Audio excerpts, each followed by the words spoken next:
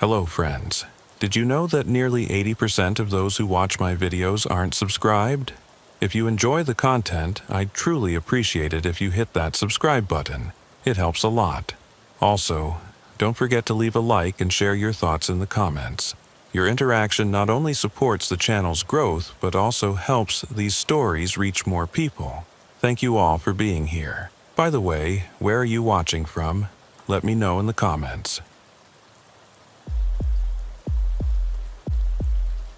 My name is Silas Crowder, and I've been running these Appalachian mountains for 17 years now.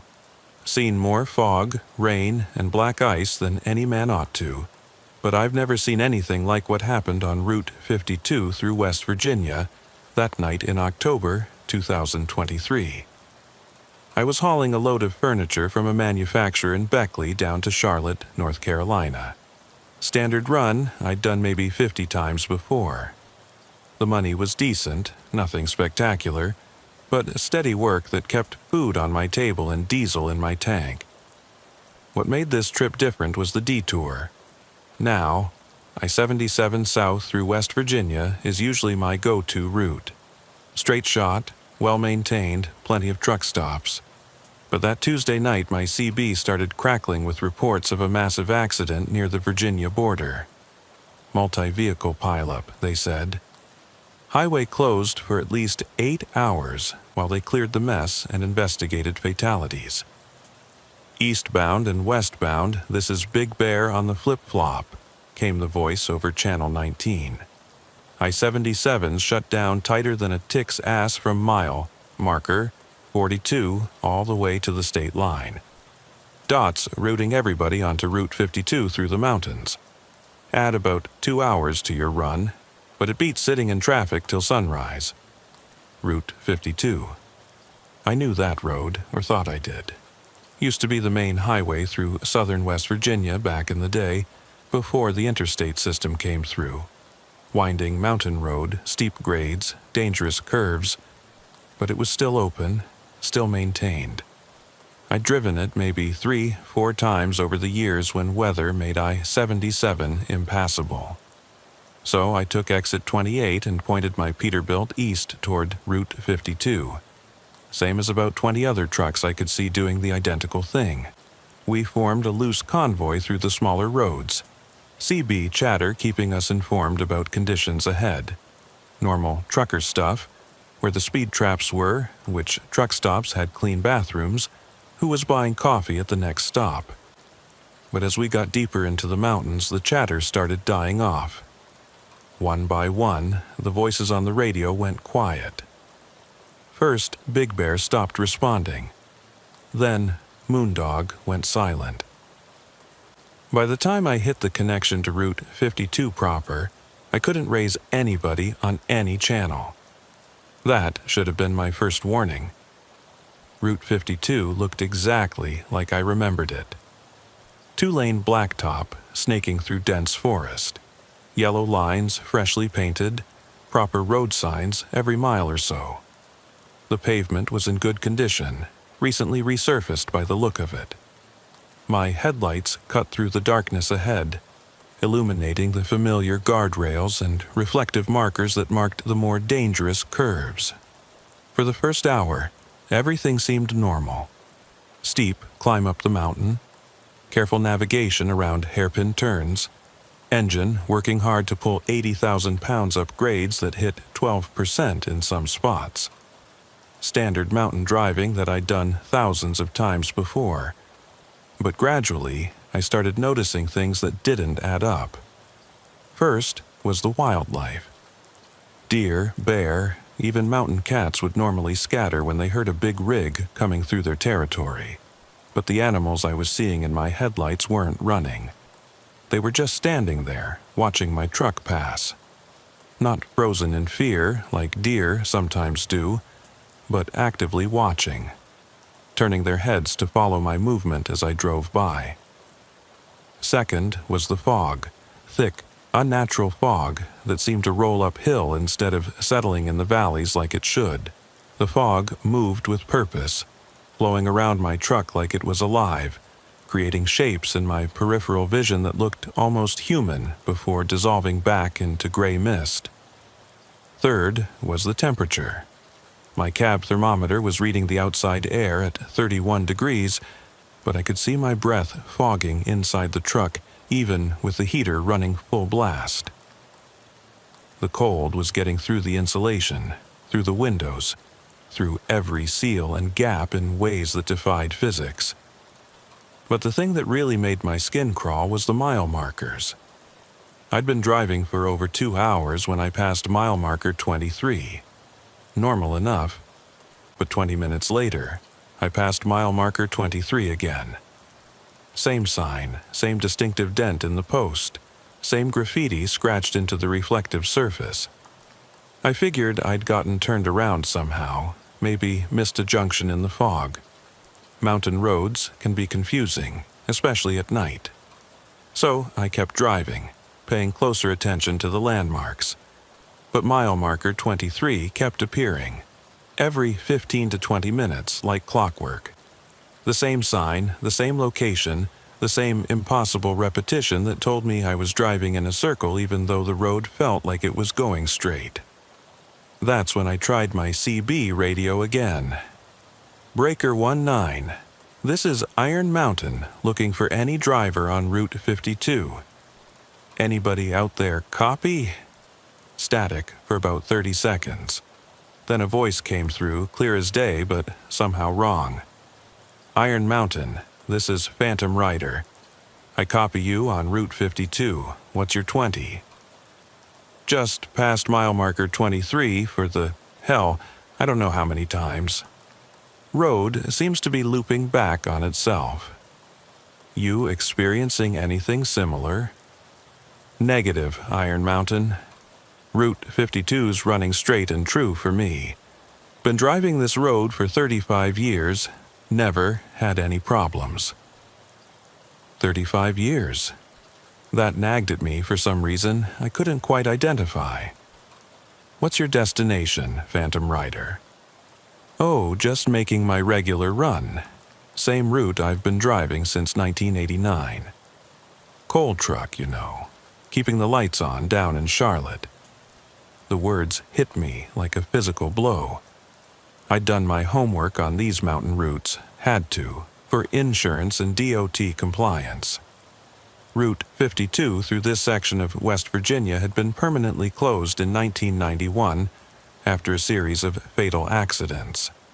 17 people died in a single winter when the road became impassable due to landslides and structural failures. The state had diverted all traffic to I-77 and let Route 52 revert to Forest Service roads in most places. This section of Route 52 had been abandoned for over 30 years, but I was driving on it.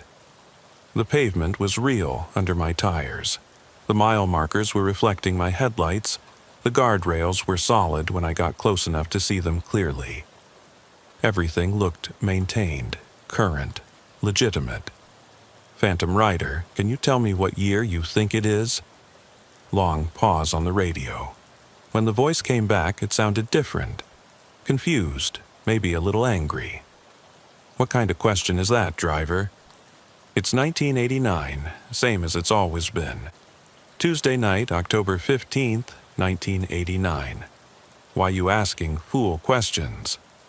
October 15th, 1989. I checked my dashboard calendar. October 17th, 2023.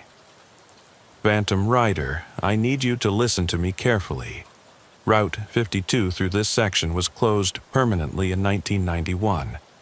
It's been abandoned for over 30 years. You need to... The radio exploded with static so loud it felt like it was going to blow my speakers. When the noise finally died down, I heard something that made every hair on my body stand up. It was the sound of metal tearing, tires screaming on asphalt, and men screaming in terror. The sound of a massive vehicle accident, broadcast live over Channel 19. I could hear a coal truck's engine revving desperately, the hiss of air brakes failing, the sickening crunch of metal against rock. And through it all, Phantom Rider's voice, growing fainter and more distant. "Can't hold her. Brakes are gone. Tell my wife, tell Sarah I'm sorry." Then silence. I don't know how long I sat there, hands shaking on the steering wheel, staring at the mile marker 23 that had appeared in my headlights once again. But eventually, I noticed something different. There was another truck approaching from the opposite direction. I could see its headlights cresting the hill ahead of me, two bright beams cutting through the fog. As it got closer, I could make out the distinctive profile of an old coal truck, the kind they used to run in these mountains back in the 80s and 90s. Tall exhaust stacks, wide grille, the characteristic shape of a truck designed for heavy hauling on dangerous roads. The truck was maintaining its lane, coming toward me at what looked like normal highway speed. But something about its approach felt wrong. The headlights were too steady, too bright, and they seemed to be growing larger without the truck actually getting closer. I flashed my high beams in the standard trucker greeting, but the approaching truck didn't respond. No flash back, no change in speed or direction, just that steady approach that seemed to go on forever. When the truck was maybe 100 yards away, I could see that it was indeed a coal hauler. Covered load, West Virginia plates, the kind of rig that had been common in these mountains 30 years ago. But the truck looked brand new, like it had just rolled off the assembly line. No rust, no road wear. Paint job that gleamed even in the fog. The driver was visible through the windshield now, and what I saw made my blood turn to ice water. The cab was empty. No driver behind the wheel, no movement in the passenger seat, no sign that anyone was controlling the vehicle. The coal truck was driving itself down a highway that had been closed for 30 years, approaching my truck with mechanical precision. I laid on my air horn, 5 long blasts that echoed off the mountains. The approaching truck never wavered, never slowed, never showed any sign that its non-existent driver had heard the warning. With 50 yards between us, I made a decision that probably saved my life. I cranked my wheel hard right and drove my truck off Route 52, crashing through the guardrail and down the mountainside. The impact threw me against my seatbelt hard enough to crack a rib, and my truck slid sideways down a slope covered with dead trees and loose rock. But I managed to keep it upright, and after what felt like an eternity of sliding and bouncing, my truck came to rest against a stand of pine trees. I sat there for maybe 10 minutes, engine ticking as it cooled, emergency flashers painting the forest red and orange. When I finally climbed out to assess the damage, I looked back up toward Route 52. There was no road. Where I had been driving just minutes before, there was nothing but dense forest. Old growth trees that had been standing for decades, maybe centuries. No cleared right-of-way, no pavement, no guardrails. Just wilderness that looked like it had never been touched by human development. I hiked up the slope, thinking maybe I was disoriented. Maybe the accident had confused my sense of direction. But when I reached the ridge where Route 52 should have been, I found only a game trail barely wide enough for a deer. My GPS showed my location as approximately where the old Route 52 had run, but according to the satellite map, I was in the middle of Monongahela National Forest. No roads for miles in any direction except I-77, which was still showing closed due to the accident. I had to call for a heavy wrecker to pull my truck out of the woods, which took until sunrise and cost me more money than I made on the entire furniture haul. The wrecker operator was a local guy who'd lived in these mountains his whole life. "You're lucky you weren't hurt worse," he told me, while we waited for his equipment to get positioned. "A lot of truckers have gone off the road around here over the years. Most of them don't walk away. You ever hear of drivers seeing things on the old Route 52? I asked. He stopped what he was doing and looked at me with an expression I couldn't quite read. "What kind of things? Trucks that shouldn't be there," roads that shouldn't exist. He was quiet for a long time, working with his chains and rigging. Finally, he said, "My daddy used to drive coal trucks through here back in the 80s. He was one of the lucky ones who made it out before they closed the road." Lucky how? October 15th, 1989. 17 coal trucks went up that mountain in a convoy.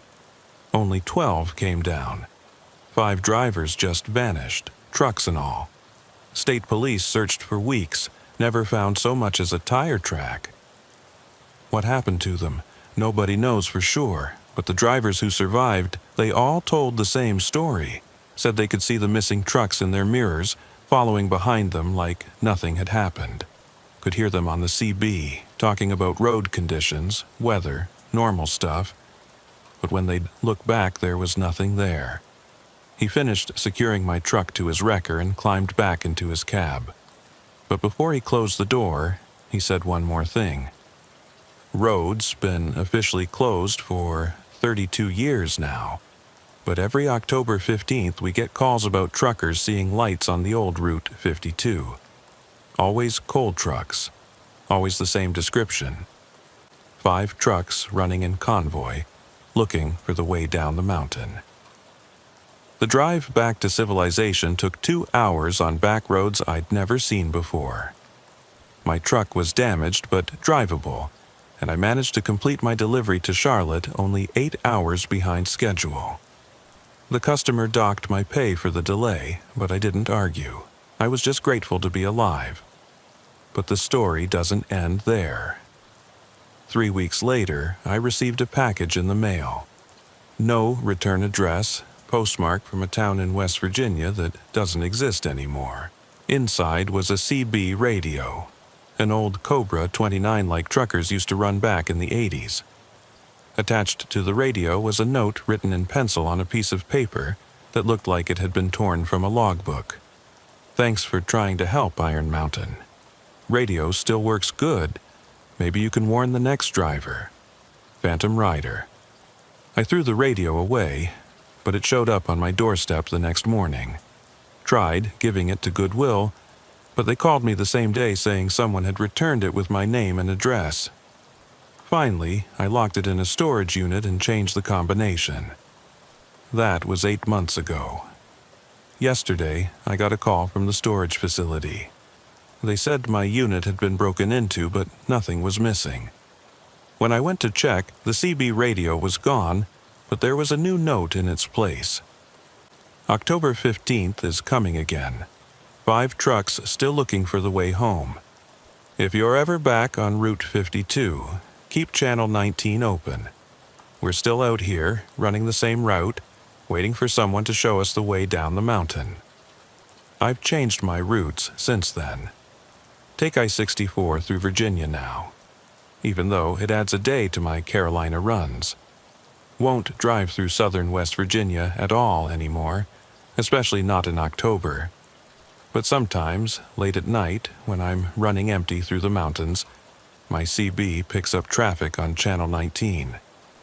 5 voices, always the same 5 voices, talking about road conditions on a highway that doesn't exist anymore. They're still up there, still running Route 52 in an endless loop, still looking for the way home.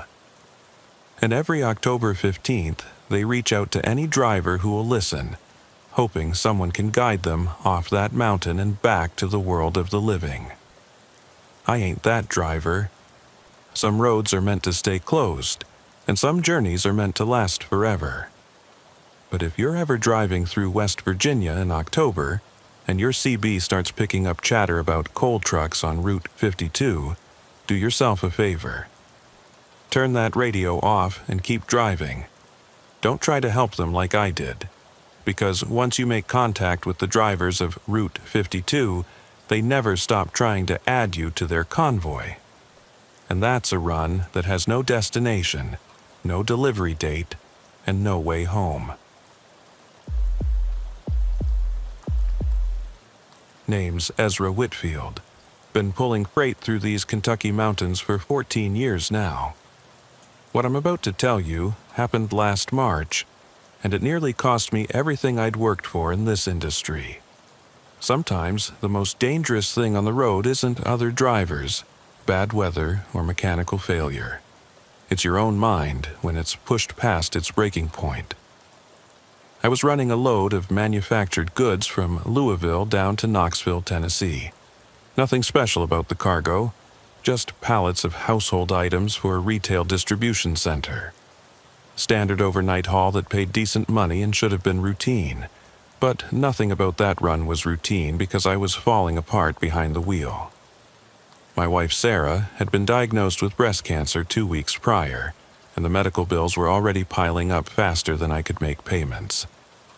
Insurance was fighting us on every treatment, every test, every prescription. I'd been taking every load my dispatcher offered, pushing my hours of service right to the legal limit, living on truck stop coffee and whatever pills would keep me alert. Been running on maybe 4 hours of sleep total over 3 days, grabbing cat naps in parking lots when I absolutely had to. My logbook was a work of fiction, showing legal rest periods that never happened. Any experienced driver knows that's how you end up in a ditch or worse, but when you're drowning in debt and your family's counting on you, you make stupid choices. The signs were there from the start of that run. Couldn't remember loading the trailer, even though I must have supervised it myself. Kept finding CB conversations half-finished, like I'd started talking to other drivers and forgot what I was saying. My hands were shaking so bad from caffeine that I could barely sign the shipping paperwork. It was around 11:30 p.m. on a Tuesday when things really started going sideways. Been driving since noon, weather turning nasty with a March snowstorm making the mountain roads treacherous. Visibility was down to maybe 50 yards, and I was fighting to keep my eyes open when I saw the sign. Mountaineer Travel Plaza, next exit, all services available. Now, I'd run US 27 through eastern Kentucky hundreds of times. Knew every truck stop, every rest area, every place you could safely park a big rig. There wasn't supposed to be any travel plaza at that exit, but fatigue plays tricks on your memory, makes you doubt things you know for certain. More than that, I needed somewhere safe to stop before I fell asleep at the wheel and became another DOT statistic. The travel plaza looked perfect. Big lot designed for semis, diesel islands under bright canopies, main building with warm lights cutting through the snow. Maybe a dozen other trucks already parked, their marker lights creating a constellation in the storm. Everything an exhausted driver wants to see. I pulled in and found a spot toward the back, going through my routine on autopilot. Set the brakes, killed the engine, grabbed my logbook to make another fake entry about rest time I wasn't actually getting. My handwriting looked like a drunk kindergartner's, another sign I was losing it. Walking toward the building, I started noticing things that should have set off alarm bells. The other trucks were all vintage iron, old Kenworths and Peterbilts with long hoods and chrome everywhere. The kind of equipment you see at truck shows, not working freight yards. But my brain was running on fumes, desperate for coffee and a warm place to sit.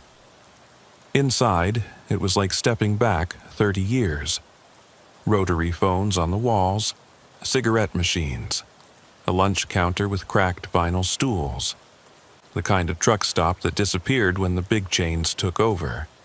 But the coffee smelled real, and the woman behind the counter smiled like she actually gave a damn about drivers.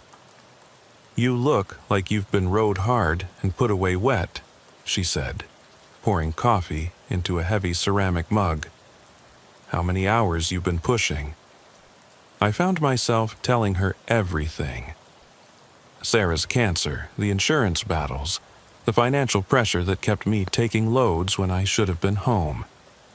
She listened like truck stop clerks used to do, back when they were part of the community instead of corporate employees. "Rooms available if you need real rest," she said, sliding me an old-fashioned room key. Sometimes a driver's got to know when to park it, regardless of what the load schedule says. The room was basic but clean, with a bed that actually looked comfortable instead of the thin mattresses most truck stop motels provide. I set my phone alarm and collapsed, still in my clothes, into the first real sleep I'd had in days. Woke up to sunlight and my phone going crazy with missed calls. 17 from my dispatcher, 12 from Sarah, messages from other drivers asking where I was. According to the call log, I'd been unreachable for 11 hours. But when I looked out the window, there was no travel plaza. No building, no other trucks, no diesel pumps. Just my rig sitting on the shoulder of US 27 with snow piled up on the windshield. Engine was still running. Had to be, or I would have frozen to death. My CB crackled with morning chatter from other drivers, and I keyed up to check in. "This is Smoky Mountain Express. Anybody got their ears on?" "Smoky Mountain, this is Big Bear eastbound. You've been sitting on the shoulder all night near mile marker 89. Everything all right over there?" Mile marker 89. Exactly where that travel plaza had been. But according to Big Bear and every other driver on Channel 19, there was no truck stop there. Never had been. I called my dispatcher, trying to keep the panic out of my voice. "Ezra, where the hell have you been? Your GPS tracker showed you stopped for 11 hours. Customers breathing down my neck about their delivery. Had to take emergency rest," I said. "Dot compliance. On the shoulder of the highway, in a snowstorm, what were you thinking?" Truth was, I didn't know what I'd been thinking. The receipt in my shirt pocket said Mountaineer Travel Plaza, but my GPS showed nothing but forest at those coordinates. Either I'd found a truck stop that didn't exist, or my mind had created one when I needed it most. The next 100 miles to Knoxville were hell. Every mile marker looked familiar, like I'd driven that stretch before even though I knew I hadn't. Other drivers kept checking on me over the CB, concerned about the brother who'd been parked in the storm all night. Made the delivery, but barely. Hands shaking so bad I could barely sign the paperwork. Kept losing track of conversations with the receiving clerk. The forklift operator asked if I was feeling all right. Said I looked like I'd seen a ghost. Maybe I had. Drove straight to the nearest truck stop with a medical clinic. One of those DOT physical places that cater to drivers.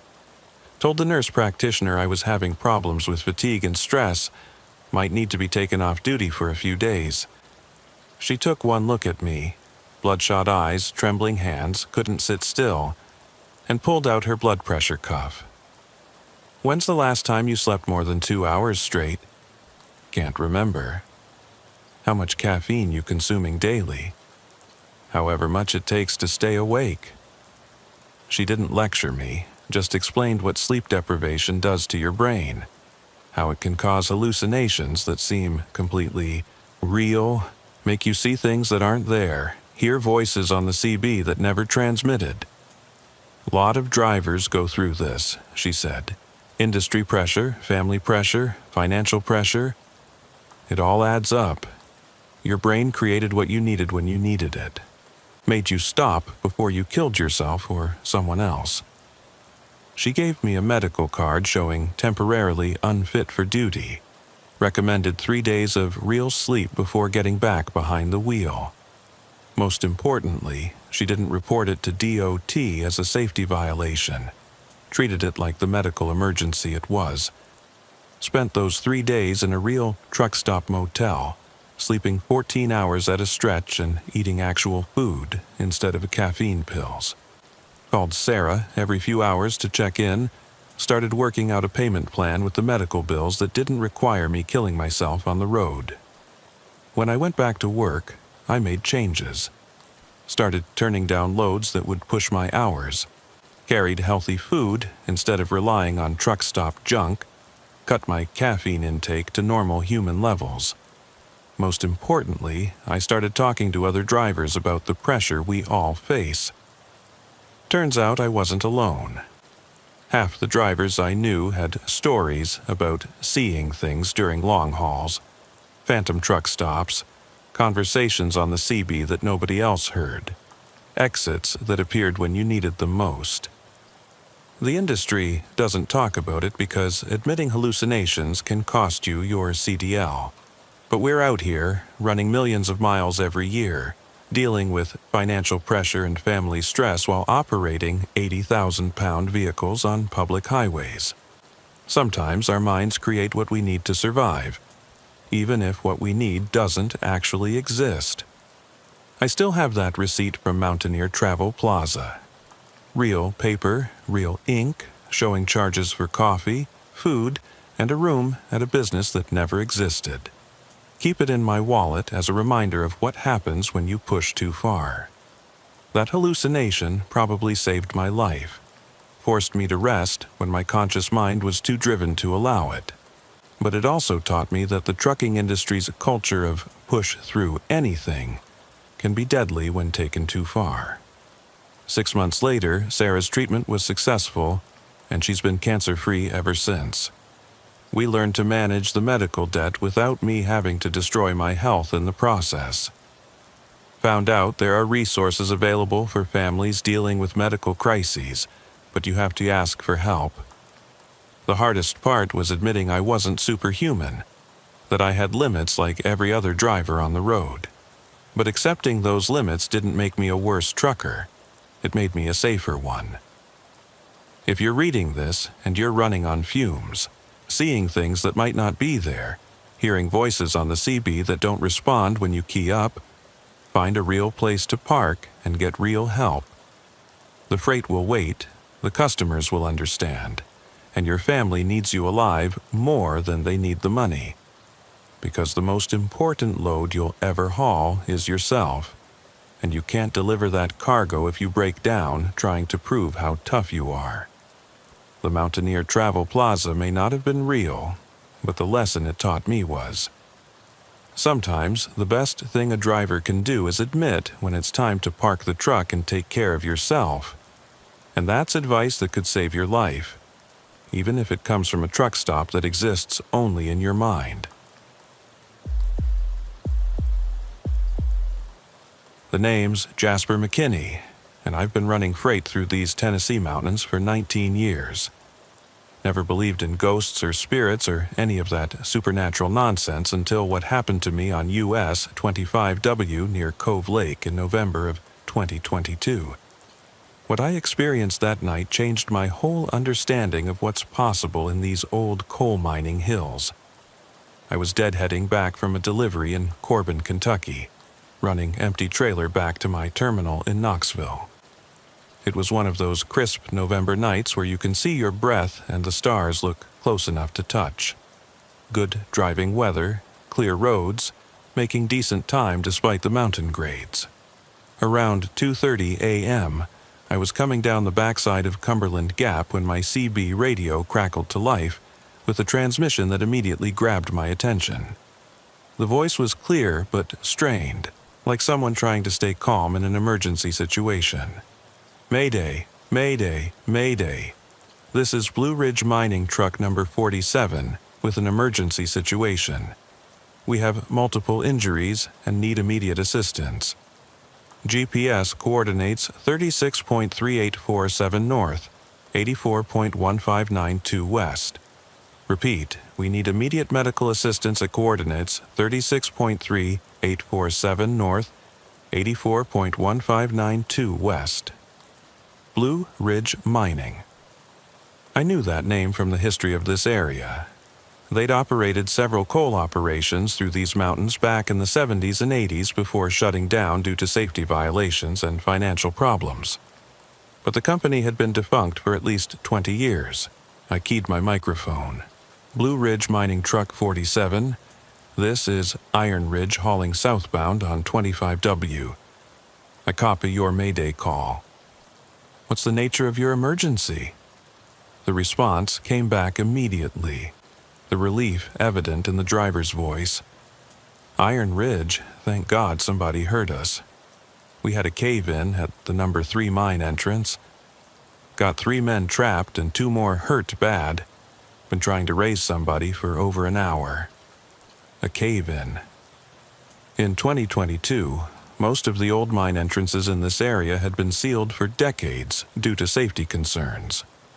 The few active mining operations used modern strip mining techniques, not the deep shaft mines that Blue Ridge had operated. Blue Ridge 47, what's your exact location? I've got GPS and can try to reach you. We're about a quarter mile up the dirt road from the main highway, just past the old company store. You can't miss the mine entrance. We got emergency lights set up and a couple trucks parked outside. I punched the coordinates into my GPS system. The location showed up as a point in the mountains about 6 miles off US 25 West, accessible by what looked like an old mining road. According to my mapping software, the area was listed as abandoned industrial site, with warnings about hazardous conditions and unstable terrain. But if people were hurt, I couldn't just ignore the call. I'd been trained in basic first aid as part of my commercial driving certification, and my truck carried emergency medical supplies that might help until proper rescue teams could arrive. Blue Ridge 47, I'm about 15 minutes from your location. I'll head up there and see what I can do to help. You might want to call 911 and get proper emergency services rolling. Already tried Iron Ridge. Can't get a cell signal up here, and our radio won't reach town from inside the hollow. You're the first driver to respond to our calls. That made sense. These mountain hollows were notorious for poor cell coverage, and CB radio range was limited by terrain. If they were in a deep valley surrounded by ridges, they might only be able to reach passing traffic on the main highway. I took the exit the GPS indicated and found myself on a narrow mountain road that hadn't been maintained in years. Potholes, washouts, vegetation growing up through cracks in the asphalt. The kind of road that mining companies used to build to access remote operations, then abandoned when the coal played out. My truck's headlights illuminated forest that looked like it hadn't been disturbed in decades. But according to the GPS, I was heading in the right direction toward the coordinates the Blue Ridge driver had given me. After about 20 minutes of careful driving on increasingly poor road surface, I reached what appeared to be the end of the maintained road. But there was a dirt track continuing up the mountainside, rutted and steep but passable for a careful driver. Blue Ridge 47, this is Iron Ridge.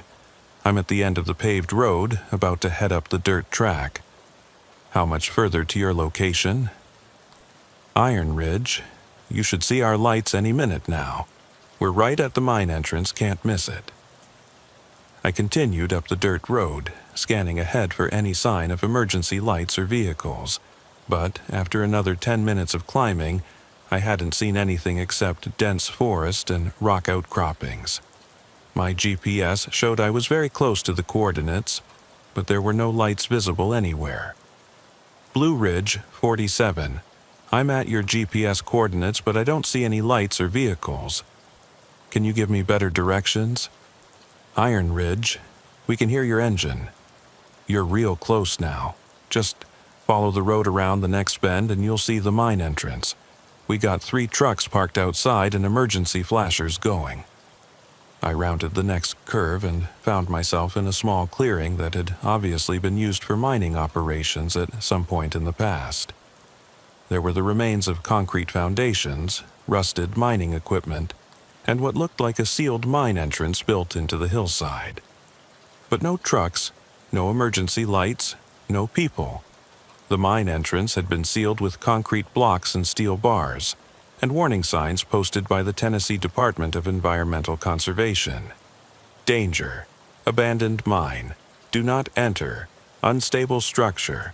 Toxic gases present. According to the signs, the mine had been permanently closed in 1983 due to structural collapse and environmental contamination. I parked my truck and climbed down to investigate the area more thoroughly.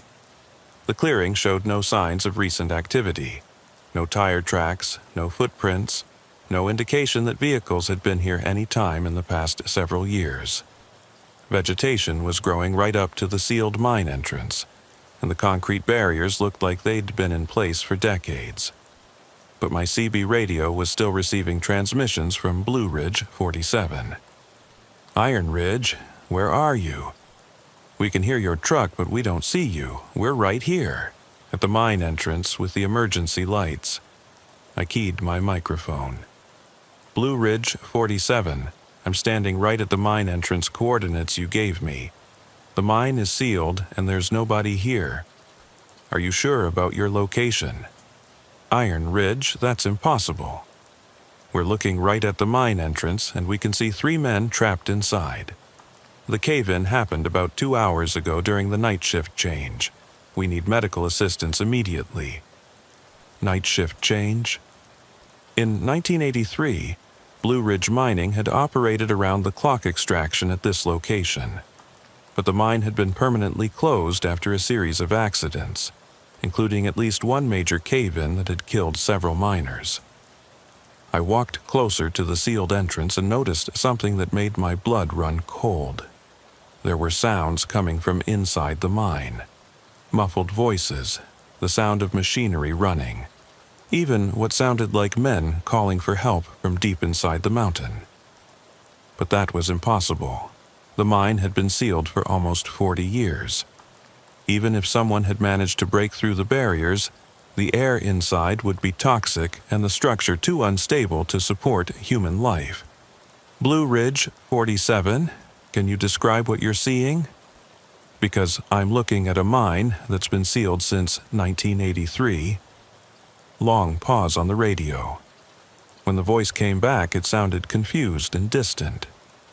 Iron Ridge, I don't understand what you mean.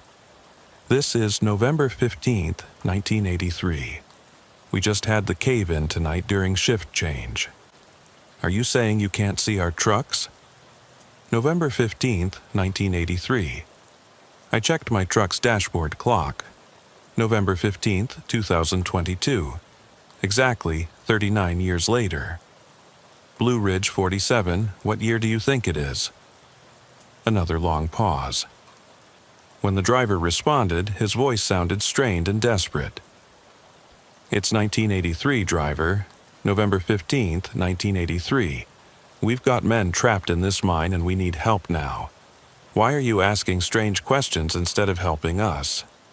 I was receiving a radio transmission from someone who believed it was 1983, calling for help with a mine accident that had happened 39 years ago. Either someone was playing an elaborate hoax, or I was somehow picking up radio signals from the past. I researched the mine's history on my phone, using the weak cellular signal I could pick up from the ridge. The information I found made my hands shake. On November 15th, 1983, Blue Ridge Mining Company had experienced a catastrophic cave-in at their No. 3 mine operation. 7 miners were trapped underground when part of the main tunnel collapsed during the night shift change. Rescue operations continued for 3 days, but all 7 men were eventually declared dead when toxic gases and unstable structure made further rescue attempts impossible. Among the victims was the mine's safety coordinator, a man named Tommy Briggs, who had been operating the company's emergency response truck, vehicle number 47. Blue Ridge 47. Is this Tommy Briggs? The response came immediately, filled with surprise and relief. Iron Ridge, yes. This is Tommy Briggs with Blue Ridge Truck 47. How did you know my name? Are you with the rescue team? Tommy Briggs had died in the mine collapse on November 15th, 1983. But somehow, his emergency radio calls were still being transmitted 39 years later, reaching across time to any trucker who happened to be in the right location at the right time. Tommy, I need you to listen to me carefully. The year is 2022, not 1983. The mine collapsed 39 years ago. You and the trapped miners, you didn't make it. The rescue teams tried for 3 days, but they couldn't reach you in time. Dead silence on the radio for almost 5 minutes. When Tommy's voice finally came back, it was quiet and thoughtful. That would explain a lot of things, Iron Ridge. We've been calling for help for what feels like days now, but nobody ever comes. And the men trapped in the mine, they stopped responding to our calls hours ago.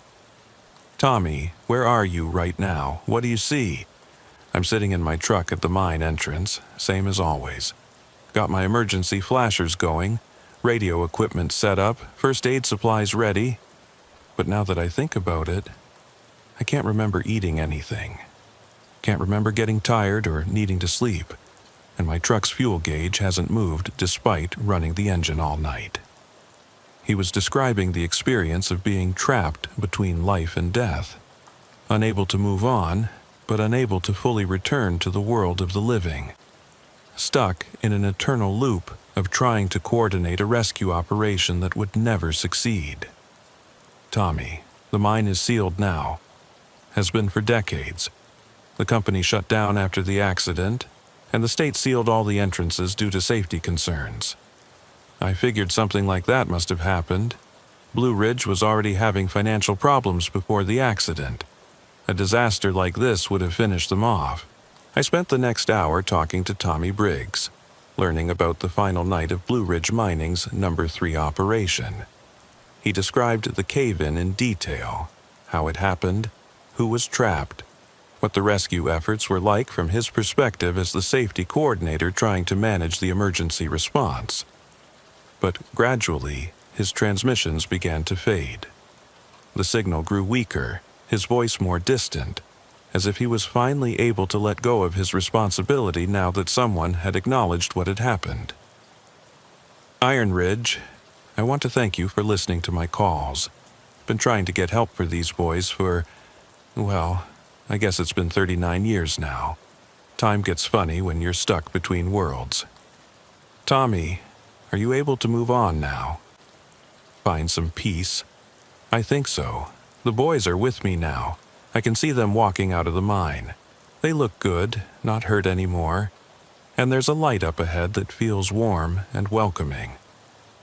That sounds right, Tommy. You did everything you could to help them. Nobody could have asked for more. I know that now, but it's hard to let go when people are counting on you, even after you can't help them anymore. His voice was getting fainter, more distant, but I could still hear him clearly. Iron Ridge, if you ever talk to anybody from Blue Ridge Mining, family members, other miners who worked these hills, you tell them that Tommy Briggs stayed at his post until the end. Tell them we did everything we could to get those boys out safe. I'll tell them, Tommy, you have my word. Appreciate it, driver. And if you ever hear other emergency calls from these old mines, you try to help if you can. A lot of good men died in these mountains, and some of them are still trying to look out for their buddies. The radio went silent after that. Not the usual static of a weak signal, but complete silence, like the frequency had been permanently abandoned. I stood in that clearing for another 20 minutes, listening for any further transmissions. But the CB radio remained quiet, except for the occasional chatter from other truckers on the main highway miles below. When I finally climbed back into my truck and prepared to leave, I noticed something that hadn't been there before. Fresh flowers had been placed near the sealed mine entrance. 7 small bouquets, one for each miner who had died in the collapse. But there were no footprints in the dirt around the flowers, no vehicle tracks to indicate how they had gotten there. They were just there, as if they had materialized out of thin air as a final memorial to the men who had died trying to extract coal from the mountain. I drove back down to US 25W and continued my journey to Knoxville. But before I reached my terminal, I made a detour to the Campbell County Historical Society to research the Blue Ridge mining accident and find contact information for any surviving family members. The Historical Society had extensive records of the 1983 disaster, including photographs of the rescue operation and biographical information about the miners who had died. Tommy Briggs had been 34 years old, married with 2 children, and had worked for Blue Ridge for 8 years before the accident. He was described by co-workers as dedicated, professional, and the kind of man who would never abandon his post, even in the face of mortal danger. I was able to locate his widow, Sarah Briggs, who was now in her 70s and living in a assisted care facility in Knoxville.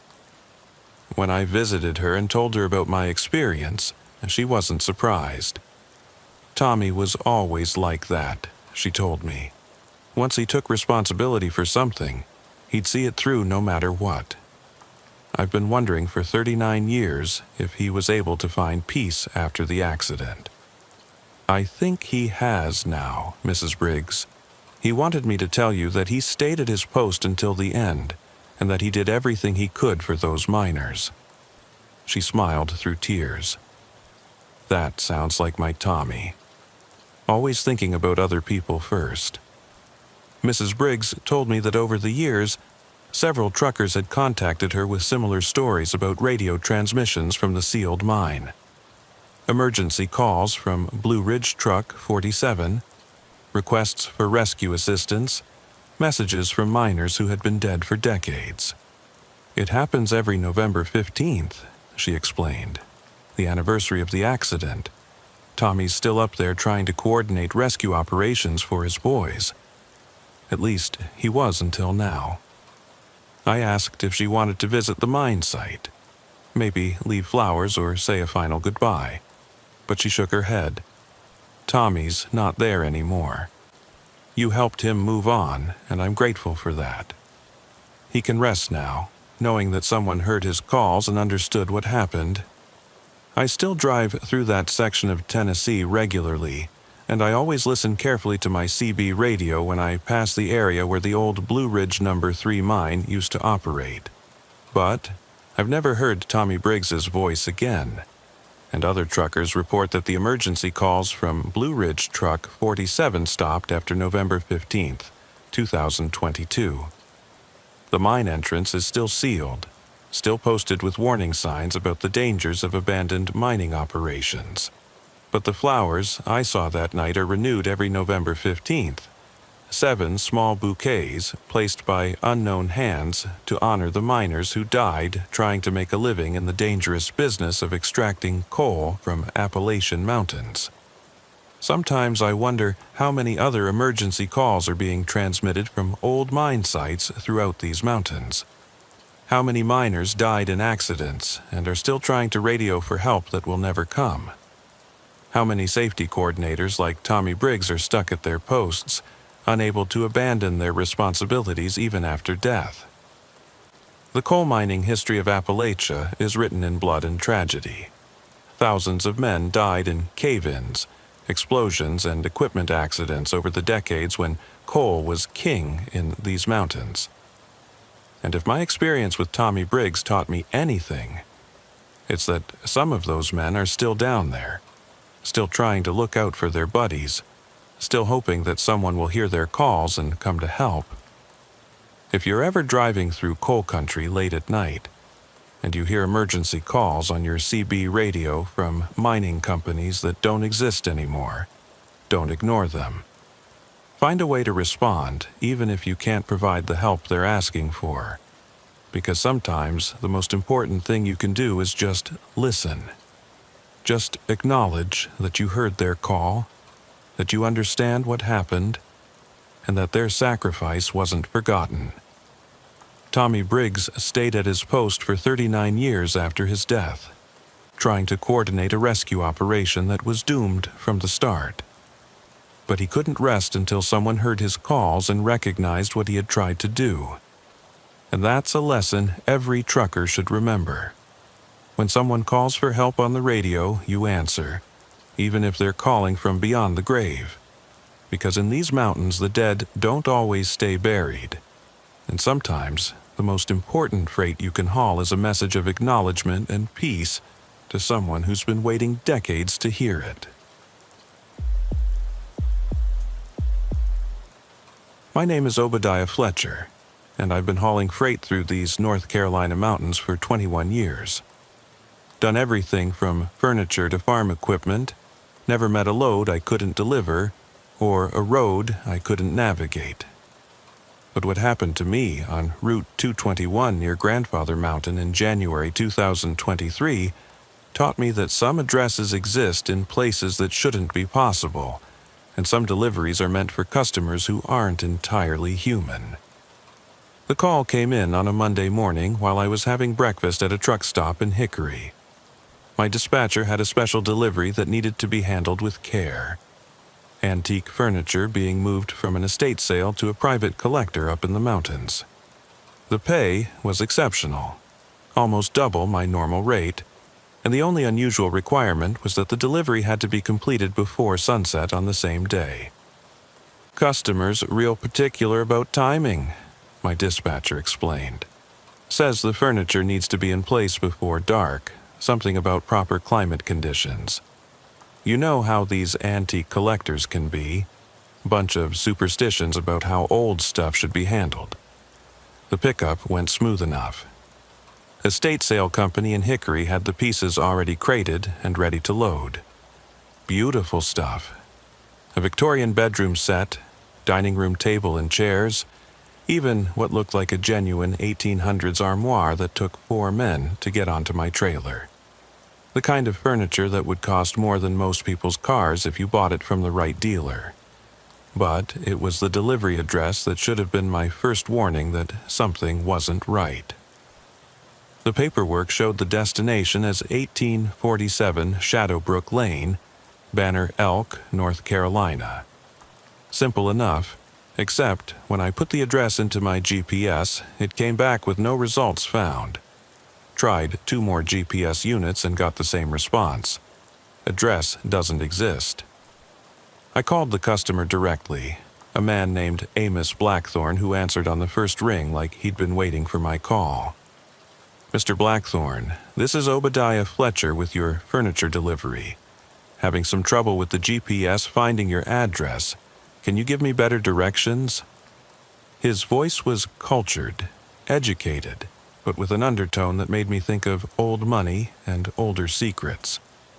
Of course, Mr. Fletcher, the GPS systems don't recognize our property because it's quite remote, and the road isn't officially maintained by the county. From Banner Elk, take Highway 184 north for approximately 12 miles until you reach a stone bridge over Shadowbrook Creek. Just past the bridge, you'll see a dirt road leading up the mountainside with a wooden sign marked Private Property. That's our access road. How far up the mountain is your house? About 3 miles. The road is steep and narrow, but it's well maintained and perfectly safe for your truck. I have deliveries brought up regularly. I thanked him for the directions and started my journey toward Banner Elk. The route took me through some of the most beautiful mountain scenery in North Carolina. Rolling hills covered with pine and hardwood forest, valleys filled with morning mist, and distant peaks that looked like they'd been painted against the sky. But as I got higher into the mountains, the landscape began to feel different. More isolated, more primitive, like I was driving back through time as well as up the mountainside. The houses became fewer and farther between, and the ones I could see looked like they'd been built decades or even centuries earlier. I found the stone bridge exactly where Blackthorne had said it would be, an old structure that looked like it had been built with hand-cut stones sometime in the 1800s. The creek below was clear and fast-running, cutting through granite boulders and dense forest. And just past the bridge, almost hidden by overgrown vegetation, was the dirt road leading up the mountain. The wooden sign was there too, but it was so weathered and faded that I could barely make out the words, "Private Property." What struck me as odd was that there were no modern warning signs, no trespassing markers, no indications of security systems, nothing that suggested contemporary property management. The road up the mountain was exactly as Blackthorne had described. Steep, narrow, but well-maintained. Somebody had put significant work into keeping it in good condition, with proper drainage and regularly graded surface. But the deeper I went into the forest, the more isolated I felt. No power lines, no telephone poles, no indication that modern utilities reach this far up the mountain. After about 20 minutes of careful climbing, the road opened into a clearing where I got my first look at the Blackthorn property. What I saw took my breath away. It was a mansion. Not a big house or a fancy cabin, but a genuine antebellum mansion that looked like it had been transported intact from a Georgia plantation. 3 stories, white columns, wraparound porches, the whole 9 yards. The kind of house you'd expect to see in a historical district, not hidden away on a remote North Carolina mountainside. But the house looked perfect, freshly painted, well-maintained, landscaped grounds that belonged in a magazine. Even more impressive was that it all looked original. No modern additions, no updated fixtures visible from the outside, nothing that suggested the house had been modified for contemporary living. A man was waiting for me on the front porch as I parked my truck near what appeared to be a carriage house that had been converted into a garage. He was tall, distinguished, maybe 60 years old, with silver hair and the kind of formal bearing that suggested old Southern aristocracy. He was dressed in a 3-piece suit that looked like it had been tailored specifically for him, and he carried himself with the confidence of someone accustomed to being obeyed. "Mr. Fletcher, I presume? Amos Blackthorn. Thank you for making the journey up our mountain." His handshake was firm and cold, despite the mild January weather. And when he spoke, I noticed that his accent wasn't quite modern Southern. There was something archaic about his pronunciation, like he was speaking a dialect that had been preserved from an earlier era. "Beautiful property, Mr. Blackthorn. How long has your family lived up here?" "The Blackthorns have occupied this land since 1847. The house was completed in 1852, just before the unpleasantness between the states. We've been very fortunate to maintain it in its original condition. The same numbers as his address on Shadowbrook Lane." Blackthorn supervised the unloading of the furniture with an attention to detail that bordered on obsessive. Each piece had to be positioned exactly where he specified, oriented in precise directions that seemed to follow some pattern I couldn't understand. The armoire went in what he called the master chamber, the bedroom set in the guest quarters, the dining room furniture arranged in a formal layout that looked like it was being prepared for a dinner party. What struck me as odd was the condition of the house's interior. Everything was period appropriate, down to the smallest details. Oil lamps instead of electric lighting, although I could see that electricity had been installed discreetly. Furniture that looked genuinely antique, not reproduction pieces. Even the wallpaper and carpet appeared to be original to the house's construction. "You're quite the collector, Mr. Blackthorn. This stuff looks museum quality." "The Blackthorn family has always believed in preserving the past, Mr. Fletcher. We find that modern conveniences, while occasionally necessary, tend to dilute the authentic experience of living in a historical home." As I moved the furniture into position, I began to notice details that made me increasingly uncomfortable. Family portraits on the walls showed people in period dress, but the faces looked remarkably similar to Amos Blackthorn himself. Not just family resemblances, but actual facial features that were nearly identical across what appeared to be several generations of paintings. More disturbing were the dates on some of the portraits. Several were marked with years in the 1800s, but the faces in the paintings looked exactly like the man who was supervising my delivery. Either the Blackthorn family had incredibly strong genetic consistency, or something else was going on. "That's quite a family resemblance in these portraits," I commented while positioning the dining room table. Blackthorn smiled, but the expression didn't reach his eyes. "The Blackthorn bloodline is remarkably pure, Mr. Fletcher. We've been very careful about maintaining our heritage." The delivery took most of the afternoon, partly because of Blackthorn's precise requirements, and partly because I kept getting distracted by the house itself. Every room was a perfect recreation of 1850s luxury. 4-poster beds with hand-sewn quilts, wardrobes filled with period clothing, even chamber pots and washing basins that appeared to be in regular use. But it was the library that really got my attention. Floor-to-ceiling shelves filled with books that looked genuinely old, not reproduction antiques.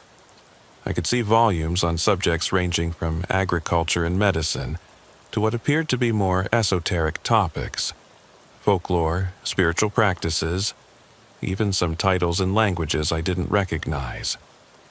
"Impressive collection," I said, while maneuvering the armoire up the main staircase. "Knowledge is power, Mr. Fletcher, and power, properly preserved and applied, can overcome many of the limitations that most people accept as inevitable." There was something in his tone that made me think he wasn't just talking about book learning. By 4:30 p.m., all the furniture was in place and arranged to Blackthorn's satisfaction. He walked through each room, checking the positioning and orientation of every piece with what looked like a measuring tape and compass. Only when he was completely satisfied did he sign the delivery receipt. "Excellent work, Mr. Fletcher. The furniture's positioned perfectly for tonight's requirements." "Tonight's requirements?" "Oh, just a small family gathering. We have these events periodically to maintain our traditions and connections to the past." He paid me in cash, crisp $100 bills that looked and felt authentic but somehow seemed too clean, too perfect, like they'd never been circulated. And when I held them up to the light, I noticed that the serial numbers were all sequential, and the printing date was from 1963. "Mr. Blackthorn, these bills are almost 60 years old. They're probably worth more than face value to collectors. The Blackthorn family has always preferred dealing in traditional currency, Mr. Fletcher. We find that newer money carries influences that we prefer to avoid." I didn't understand what he meant, but the money was legal tender and I had bills to pay. I thanked him for the business and prepared to leave, but as I was walking back to my truck, I noticed something that stopped me cold. There were other vehicles parked behind the carriage house that I hadn't seen when I arrived. Not cars, but carriages. Horse-drawn carriages that looked like they'd just been polished and prepared for use. And standing near the carriages were several people in period dress, men in formal suits with top hats, women in elaborate gowns with parasols. They were all looking at me with expressions of polite interest, but there was something wrong with their faces. The features were sharp, almost predatory, and their eyes seemed to reflect light like an animal's eyes in headlights. "Mr. Blackthorn, are those people part of your family gathering?" He turned to look where I was pointing, and his smile became wider and less human. "Oh, yes, they're all family, Mr. Fletcher. Extended family, you might say. They've been looking forward to tonight's event for quite some time." I climbed into my truck quickly and started the engine, suddenly eager to get off the mountain before dark. But as I prepared to leave, Blackthorn approached my driver's side window. "Mr. Fletcher, you've done excellent work today. If you're ever in need of employment, the Blackthorn family occasionally requires transportation services for other projects. We pay very well for discretion and reliability." "What kind of transportation services?" "Oh, various things. Sometimes we need items moved from one location to another under specific timing requirements. Sometimes we need people brought to the property for business meetings. Always at night, of course, and always with the understanding that absolute confidentiality is required." Everything about the offer felt wrong, but the money had been good and I had truck payments to make. "I'll keep it in mind, Mr. Blackthorn." "Excellent. Here's my card. Call any time after sunset if you're interested." He handed me a business card that looked like it had been engraved rather than printed. Heavy paper stock, raised lettering, the kind of formal presentation that you'd expect from someone with serious money. But when I looked at the card more closely, I noticed that there was no phone number, no email address, no modern contact information at all. Just a name, Amos Blackthorne, and an address, 1847 Shadowbrook Lane, Banner Elk, North Carolina. I drove down the mountain as fast as I safely could, suddenly desperate to reach the main highway before darkness fell. But even driving at the maximum speed the narrow road would allow, it took almost 45 minutes to reach the stone bridge. And by the time I got there, the sun was setting behind the mountains. That's when I made the mistake of looking in my mirrors. There were lights on the mountain behind me. Not electric lights, but the warm, flickering glow of oil lamps and candles. Dozens of them, maybe hundreds, scattered throughout the forest around the Blackthorne mansion. And moving between the lights, I could see figures in period dress, walking through the woods like they were attending some kind of outdoor ceremony. But what really made my skin crawl was the music. Even with my windows closed and my engine running, I could hear it. A waltz being played on what sounded like period instruments. Violin, piano, maybe a chamber orchestra performing music that belonged in a 19th century ballroom. The music grew louder as I watched, and the lights began to move in coordinated patterns, like the figures in the forest were dancing to the rhythm. Dancing in the woods around a mansion that shouldn't exist, at an address that wasn't on any map, attending a family gathering that had been going on for over a century. I floored the accelerator and didn't slow down until I reached the main highway and could see the normal lights of Banner Elk in the distance. But even then, I kept checking my mirrors, half expecting to see carriages following me down the mountain. That night, I called my dispatcher and reported that the delivery had been completed successfully. But when I tried to describe the location and customer, he acted confused. "Obadiah, I don't show any delivery to Banner Elk on your schedule. Your last load was furniture from Hickory to Charlotte, delivered yesterday afternoon." "No, the Blackthorne delivery. The antique furniture going up the mountain. Special delivery, double rate, had to be completed before sunset." "I don't have any record of that job, Obadiah, and we don't have any customers named Blackthorne in our system." I pulled out the paperwork from my truck, but when I opened the folder, it was empty.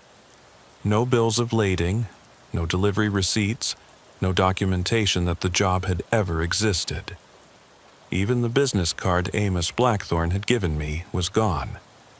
But the money was real.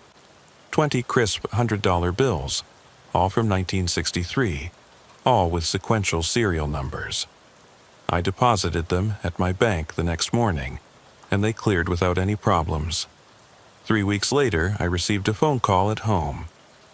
The caller ID showed no number, just a series of dashes, and when I answered, I heard Amos Blackthorne's cultured voice.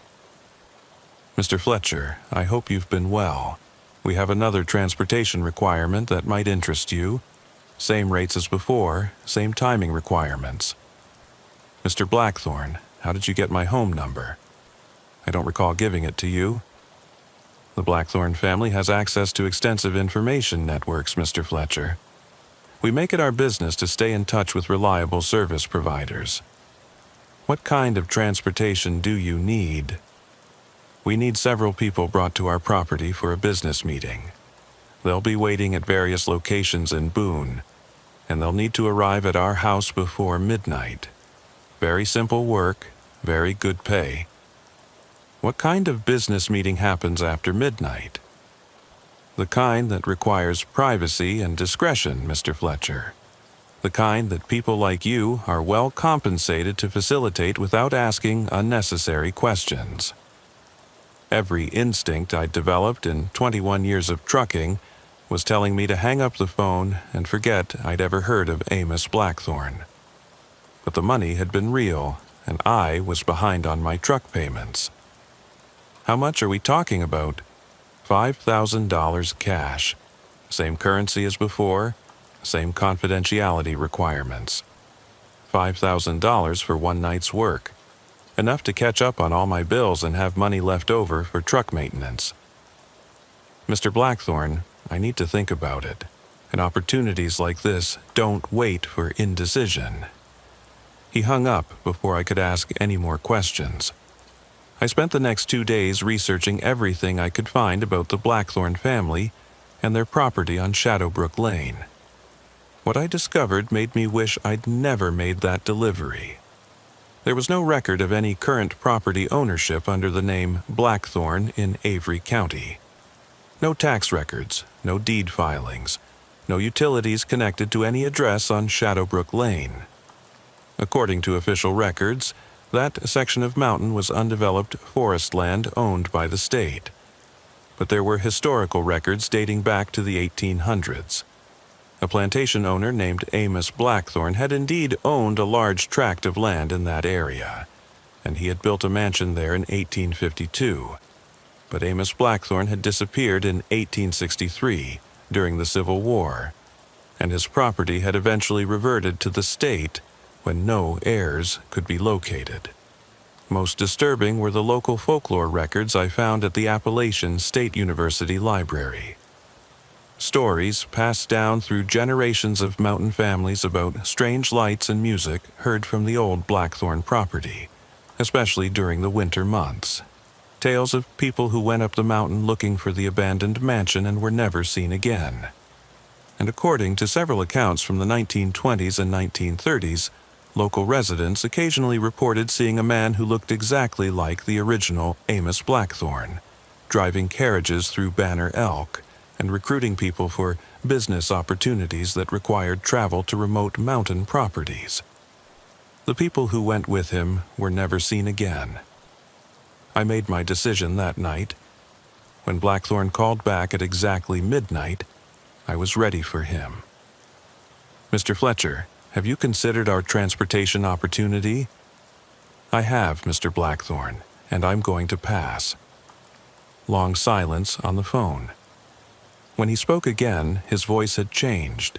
Still cultured, still polite, but with an undertone of menace that made my blood run cold. "I'm disappointed, Mr. Fletcher.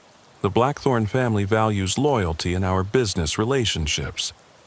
People who help us prosper. People who disappoint us, well, they tend to find that mountain roads can be very dangerous, especially at night. Is that a threat, Mr. Blackthorne?" "It's simply an observation about the realities of driving in Appalachian terrain, Mr. Fletcher. Accidents happen. People disappear. Sometimes their trucks are found months later at the bottom of ravines, and sometimes they're never found at all." I hung up on him and immediately called the Avery County Sheriff's Department to report the threatening phone call. But when the deputies investigated, they found no evidence that anyone named Blackthorne owned property in the area, and no record of the address I'd delivered to. That was 8 months ago. I've changed my route patterns to avoid Banner Elk and the surrounding mountain areas, even though it costs me money to take longer roads. I've also installed a dash cam system and GPS tracking in my truck, and I carry a satellite communicator that can summon help even in areas with no cell coverage. But every few weeks, I get phone calls at strange hours. Always the same caller ID showing dashes instead of numbers. Always the same cultured voice offering transportation opportunities that pay exceptional money for night work in remote mountain locations. I never answer those calls anymore. But I know other truckers who might not be as careful. Other drivers who need money badly enough to take jobs without asking too many questions. If you are ever offered a delivery to an address that doesn't show up on GPS, especially if the customer insists on specific timing requirements and pays in old currency, think twice before accepting the job. And if you do take it, make sure someone knows where you're going and when you're supposed to be back. Because some addresses exist in places that aren't entirely part of our world. And some customers aren't entirely human, no matter how normal they appear on the surface. The Blackthorn Mansion may not exist on any official map, but it's real enough for the people who find themselves driving up that mountain road, and once you've made a delivery there, you become part of their network whether you want to or not. That antique furniture I delivered wasn't just being moved to a new location. It was being positioned for ceremonies and gatherings that have been going on since 1847. Events that require specific props and arrangements to maintain connections between the world of the living and whatever else exists in those remote mountain hollows. And they're always looking for new participants, people who can be recruited with promises of easy money and simple transportation jobs. Just remember, if the address doesn't exist on any map, there's probably a reason for that, and some deliveries are meant to be your last. Name's Amos Dalton. Been driving for Cumberland Valley Transport out of Bristol, Tennessee for 12 years now. CVT's a good outfit, family-owned, treats their drivers right, maintains their equipment proper. What I'm about to tell you happened on Interstate 81 through Virginia in September 2022, and it made me question everything I thought I knew about death, duty, and what happens to truckers who can't let go of the road. I was running a load of manufacturing equipment from Johnson City, Tennessee up to Winchester, Virginia. Standard overnight haul, nothing unusual about the cargo or route. I-81 through the Shenandoah Valley, one of the prettiest drives in the country when the weather's clear and the traffic's moving. But that Tuesday night we had fog. Dense, thick fog that rolled in from the mountains just after sunset and reduced visibility to maybe 50 yards. The kind of fog that makes smart drivers pull over and wait it out, but I was already running late due to a delay at the shipper, and my delivery window was tight. Around 11:30 p.m., just north of Staunton, I caught up to another CVT truck running the same direction. Same company colors, same fleet number format, maintaining about 45 miles per hour in the right lane with flashers on.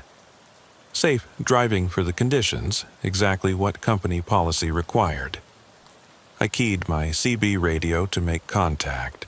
CVT truck northbound near mile marker 235. This is CVT 847 coming up behind you. How's the road looking ahead? The response came back immediately, clear as day despite the atmospheric conditions that usually interfere with radio transmission. CVT 847, this is CVT 731. Roads getting thicker up ahead, but it's manageable if you keep your speed down and stay in the right lane. Been running this route for 15 years. Know every mile of it by heart. CVT 731. I knew that truck number because it belonged to Hiram Blackwood, one of our most experienced drivers. Hiram had been with the company for over 20 years, knew these mountain roads better than anyone. He was exactly the kind of driver you'd want to follow through dangerous conditions. Thanks for the heads up, 731. Mind if I stay behind you until this fog lifts? No problem, 847. Just maintain following distance and we'll get through this together. That's what CVT drivers do. Look out for each other. I settled in about a quarter mile behind Hiram's truck and followed his pace through the fog. His driving was perfect. Smooth acceleration and braking, proper lane positioning, steady speed that kept us moving without creating dangerous situations. The kind of professional driving that comes from decades of experience. We ran together for about an hour, making steady progress through the worst fog I'd encountered in years. Hiram would occasionally update me on road conditions ahead, construction zones, on-ramps where cars might be merging, hills and curves that required extra caution. His knowledge of the route was encyclopedic, like he'd memorized every detail of Interstate 81 through Virginia. CVT 847. We're coming up on the Harrisonburg area. Watch for cars merging from Route 33. They don't always see trucks in these conditions. Copy that, 731. Appreciate you running point through this soup. Like I said, 847, CVT drivers look out for each other. Been doing this run twice a week for 15 years, and I've never lost a truck to weather conditions. Around 1:30 a.m., the fog started to thin out enough that I could see the reflective tape on the back of Hiram's trailer more clearly. CVT 731 was painted in our standard fleet colors: blue cab, white trailer, company logo displayed properly. Everything looked normal and regulation compliant. But as the visibility improved, I began to notice details that didn't seem quite right. The truck looked older than most of our fleet equipment. The cab style was from maybe 10 years ago, the kind CVT had been phasing out in favor of more fuel-efficient models. And the trailer configuration was different from our current standard, with older style reflective markings and DOT numbers that didn't match our current format. CVT 731. What model truck are you running? Cab looks like one of the older Kenworths. 2012 Kenworth T 800, 847. Still runs good as the day I bought her. Company lets me keep driving her because I maintain her properly and know all her quirks. That made sense. CVT did allow some drivers to stay with older trucks if they had good maintenance records and strong performance ratings. Hiram was exactly the kind of driver who would earn that privilege. As we approached Strasbourg, the fog finally began to clear enough that I could see the surrounding landscape. Rolling hills, scattered farmhouses, the familiar landmarks of the northern Shenandoah Valley. But something about the scene felt wrong, like I was looking at it through a filter that changed the colors and depth. CVT 731. Visibility's improving. How much farther to Winchester? About 45 minutes at our current speed, 847. We'll drop down through the gap and hit the Winchester area right on schedule. But when I checked my GPS and compared it to Hiram's estimate, the timing didn't match. According to my navigation system, we were still over an hour from Winchester, even accounting for the slower speed we'd been maintaining in the fog. CVT 731, my GPS shows we're still pretty far from Winchester. You sure about that 45-minute estimate? Long pause on the radio. When Hiram's voice came back, it sounded different. More distant, with a quality that reminded me of old recordings. GPS doesn't always account for local shortcuts, 847.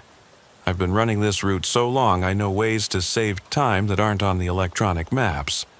Trust me, we'll make good time from here. The fog continued to thin, and I could see more clearly now. But what I saw made my blood run cold. The landscape around us wasn't right for our location on I-81. The hills were steeper, the valleys deeper, and the highway itself seemed narrower than it should be. More disturbing was the complete absence of other traffic. For over 2 hours, I hadn't seen a single other vehicle on what should be a busy interstate highway. No cars, no other trucks, not even any state police or DOT enforcement.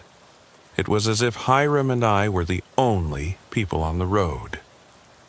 CVT 731. Have you noticed we haven't seen any other traffic tonight? Traffic's light on this route during the week, 847. Most drivers take I-95 or I-77. That's why I prefer this way. Fewer distractions, better fuel economy, less stress. But I-81 was never completely empty, even in the middle of the night. There should have been some traffic, especially freight movements between the Mid-Atlantic and the Southeast. Around 2:45 a.m., we passed a highway sign that made me question my own navigation skills. According to the sign, we were approaching Front Royal, which was significantly south of our intended route to Winchester. Either we had somehow gotten turned around, or the highway system wasn't laid out the way I remembered it. CVT 731. Are you sure we're on the right route? That sign showed Front Royal, which should be south of Winchester. Routes change over time, 847. Road construction, new interchanges, updated highway designations. I've seen this road evolve for 15 years. Sometimes the old ways are better than the new ways.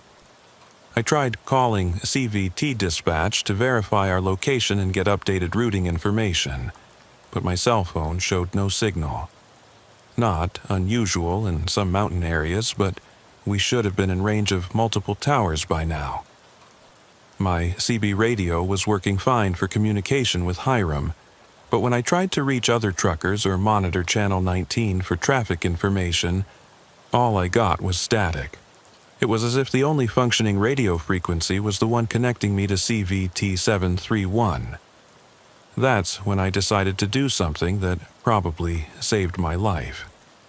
I called CVT dispatch using my truck's satellite communication system, which should work anywhere in North America regardless of cellular coverage. The response I got made my hands shake on the steering wheel. CVT 847, this is dispatch. We show you running alone on Interstate 81 northbound, about 30 miles south of Winchester. There are no other CVT trucks in your area, and we don't have any scheduled runs that would put CVT 731 on that route tonight. Dispatch, I've been following CVT 731 for over 3 hours. Driver identifies as Hiram Blackwood, says he's been running this route for 15 years. Long pause. When the dispatcher came back on, his voice was carefully controlled. CVT 847, we need you to pull over at the next safe location and call us immediately on your cell phone. Do not attempt to make contact with the other truck until you've talked to us. Dispatch, why? What's wrong? Just pull over 847 right now. This is a safety issue. I took the next exit and pulled into a truck stop parking lot, but when I looked around for CVT 731, it was nowhere to be seen. The truck that had been running ahead of me for 3 hours had simply vanished, as if it had never existed. My cell phone had full signal strength as soon as I stopped, and I called CVT dispatch immediately. What they told me made everything fall into place in the most horrifying way possible. Amos, Hiram Blackwood died in a truck accident 3 months ago. Single vehicle rollover on I-81 near Strasburg during a foggy night, exactly the kind of conditions you described. CVT 731 was totaled in the accident, and we retired the fleet number out of respect. Hiram Blackwood was dead. Had been dead for 3 months. But I had been following his truck, listening to his voice on the radio, relying on his experience to guide me through dangerous driving conditions. How is that possible? I was talking to him for hours. He knew details about the route, about company policies, about other drivers. Amos, we don't know how it's possible, but you're not the first driver to report this. 3 other CVT trucks have reported following 731 through fog on I-81, always at night, always during dangerous weather conditions. What happened to those drivers? 2 of them completed their run safely, just like you did, but the 3rd driver, he was found the next morning at the bottom of a ravine near Strasburg, same location where Hiram had his accident. The dispatcher went on to explain that CVT had been quietly investigating these reports for months, trying to understand how multiple drivers could have identical experiences involving a truck and driver that no longer existed. They'd consulted with psychologists, paranormal investigators, even local historians trying to find some rational explanation. But the pattern was consistent. CVT drivers traveling alone on I-81 through Virginia during foggy conditions would encounter Hiram Blackwood's truck and receive guidance through the dangerous weather. Most of them made it safely to their destinations, but at least one had followed Hiram's guidance right off the road and into the same ravine where Hiram himself had died. Why didn't you warn us about this? We tried putting out a fleet bulletin, but drivers thought we were telling ghost stories. And honestly, most of the encounters have positive outcomes. Hiram seems to be trying to help other CVT drivers navigate safely through the same conditions that killed him, but not always successfully. And therein lay the horror of the situation. I completed my delivery to Winchester and returned to Tennessee, but I couldn't stop thinking about my experience with Hiram Blackwood's ghost. The man had died trying to do his job safely, and somehow his spirit was still out there, still trying to help other drivers, still running the same route he'd driven for 15 years. But death had taken away his ability to judge distances, road conditions, and navigation accurately. He was operating on memories and instincts that were no longer reliable, giving guidance that might help some drivers but could lead others to the same fate he'd suffered. 3 weeks later, I was assigned another run on I-81 through Virginia. Different route, daytime hours, clear weather conditions. But as I approached the area where I'd encountered Hiram, I decided to monitor CB Channel 19 and listen for any unusual transmissions. What I heard made my blood run cold. Another CVT driver was reporting contact with 731, asking for guidance through fog that had just rolled in near Strasburg. The same area where Hiram had died, the same conditions that had killed him 3 months earlier. I immediately called CVT dispatch and reported the transmission. They contacted the driver by satellite phone and directed him to pull over at the next safe location, just as they had done with me. That driver made it safely off the highway before following Hiram's guidance into the ravine. But according to dispatch, similar encounters were being reported every few weeks, always during foggy conditions, always in the same general area of Interstate 81 through Virginia. Hiram Blackwood was trapped in an endless loop, trying to complete runs that would never end, offering help to drivers who might not survive his assistance. And CVT management was faced with an impossible situation. How do you retire a driver who's already dead but won't stop working? The solution they finally implemented was both practical and heartbreaking. CVT issued a fleet-wide bulletin with specific instructions for any driver who encountered 731 on the radio. Acknowledge the contact politely, thank Hiram for his concern, but do not follow his routing suggestions or attempt to stay with his truck. Most importantly, any driver who made contact with 731 was to immediately report their location to dispatch and request guidance from living supervisors who could provide accurate, current routing information. Hiram's trying to help, the bulletin explained, but he's operating on information that's no longer current, and his judgment has been affected by his circumstances. Treat him with respect, but don't trust his guidance. 6 months later, the encounters began to decrease in frequency. Whether Hiram finally understood that his help was sometimes dangerous, or whether he found some other way to fulfill his sense of duty to fellow drivers, no one knows. But occasionally, CVT drivers still report hearing his voice on the radio during foggy nights on E81. Usually just a brief transmission. Stay safe out there, driver, or watch your following distance in these conditions before the frequency goes silent again.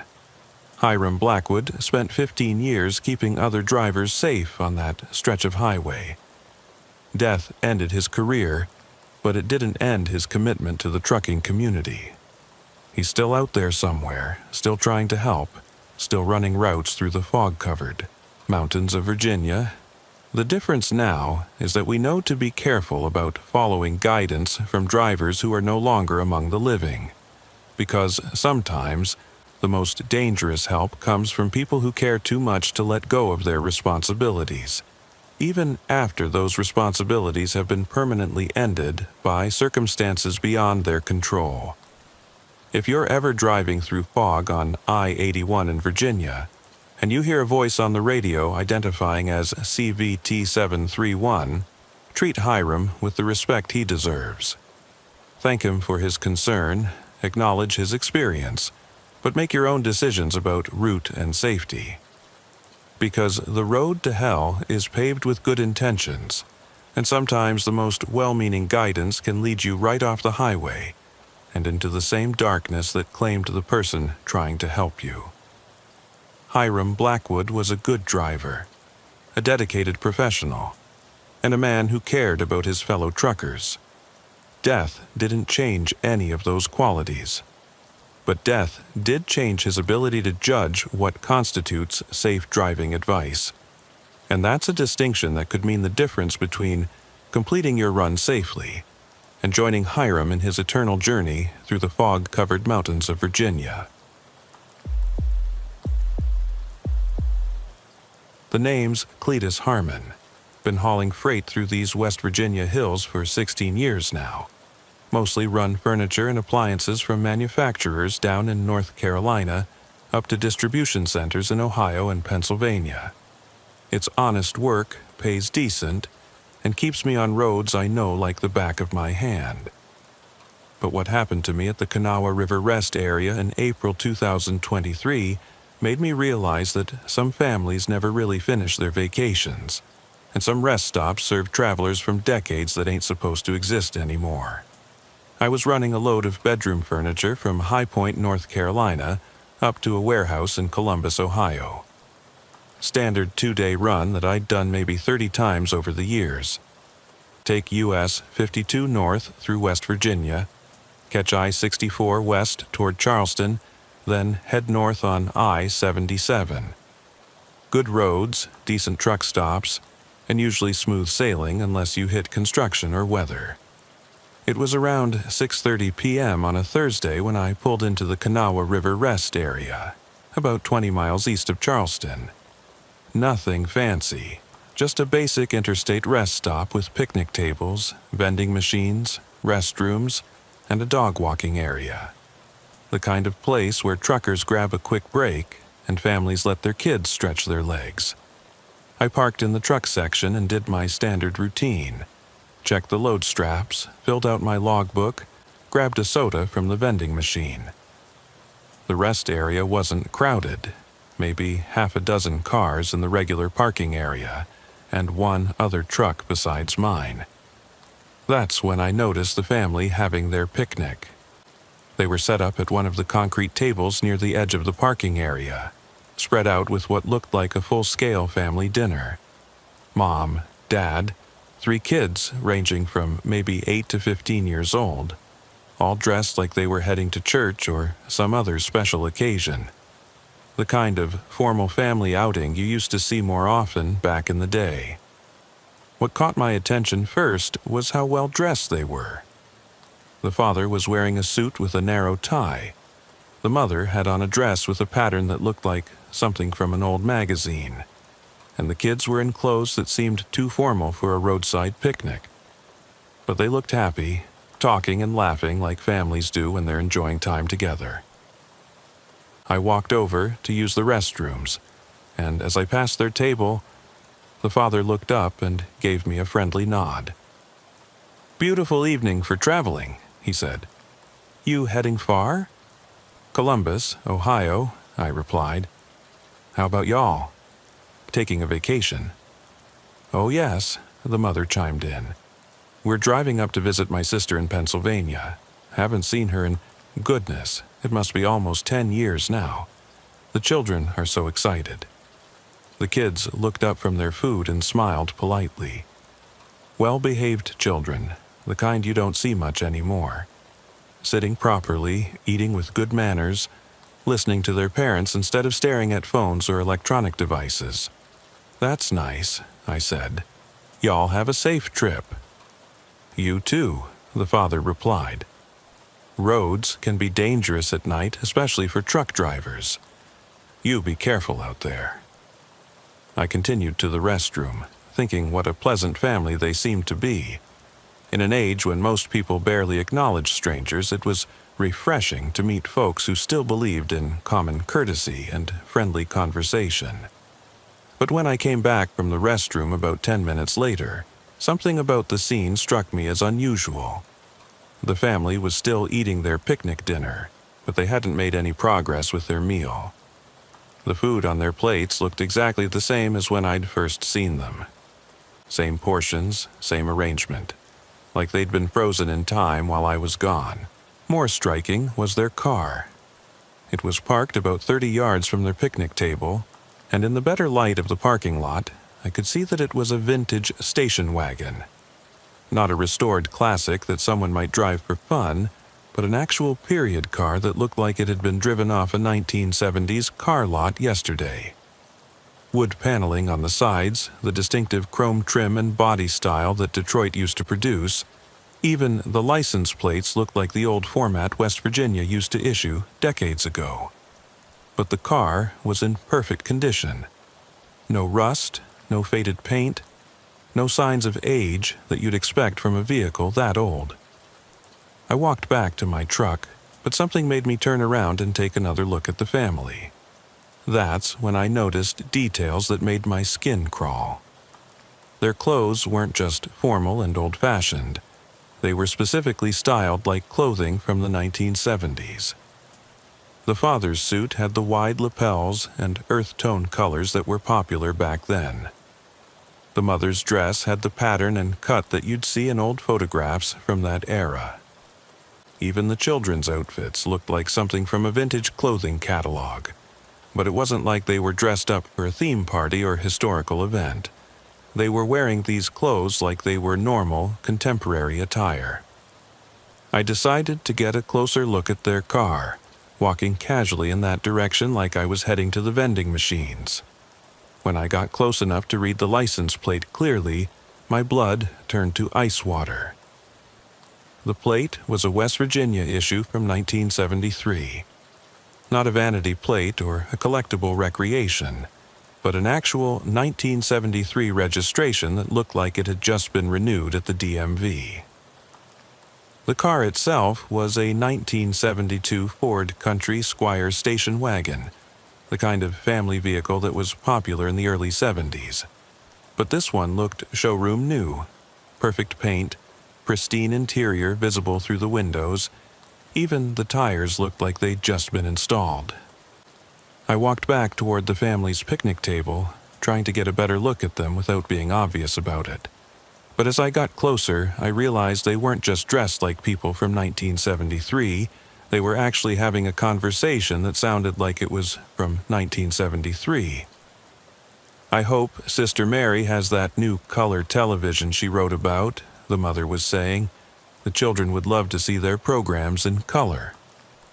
"Gas prices are getting so high," the father replied. 45 cents a gallon at the last station we stopped at. "At this rate, vacation trips are going to be a luxury we can't afford." They were talking about gas prices and color televisions like these were new developments, current concerns that any family might discuss during a 1970s road trip. But it was 2023, and their conversation made no sense in the context of modern reality. I approached their table again, this time with specific questions in mind. "Excuse me, folks. I couldn't help but notice your beautiful car. Is that a 72 Country Squire?" The father beamed with pride. 1972. Ford Country Squire Ltd. Bought her new last spring. Best family car Ford ever made, in my opinion. Bought her new last spring. In 1972, which would have been over 50 years ago. "What year is it?" I asked, trying to sound casual. The family looked at me like I'd asked the strangest question in the world. The mother smiled indulgently, like I might be a little slow. "Why, it's 1973, of course. April 15th, 1973. We're taking our Easter vacation to visit family in Pennsylvania. April 15th, 1973. 50 years ago to the day." "What do you know about current events?" I pressed. "Who's the president?" "President Nixon, naturally," the father replied. "Though, with all this Watergate business in the news, who knows how long that'll last." They were living in 1973, completely unaware that 50 years had passed. discussing current events from half a century ago as if they were happening today, driving a car that should have been scrapped decades earlier, wearing clothes that should have been donated to vintage stores. I excused myself and walked back to my truck, trying to process what I was experiencing.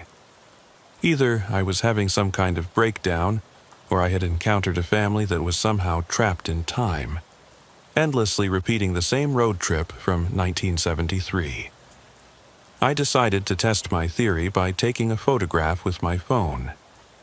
If they were really from 1973, they might not understand what a smartphone camera was, or react in ways that would confirm they weren't part of the modern world. I walked back toward their table, holding my phone casually, and asked if I could take their picture.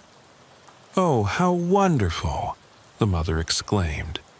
"Children, the nice truck driver wants to take our photograph. Sit up straight and smile." They posed for the picture like families did in the 1970s. Formal, arranged, everyone looking directly at the camera with genuine smiles. But when I looked at the photo on my phone screen, what I saw made my hands shake.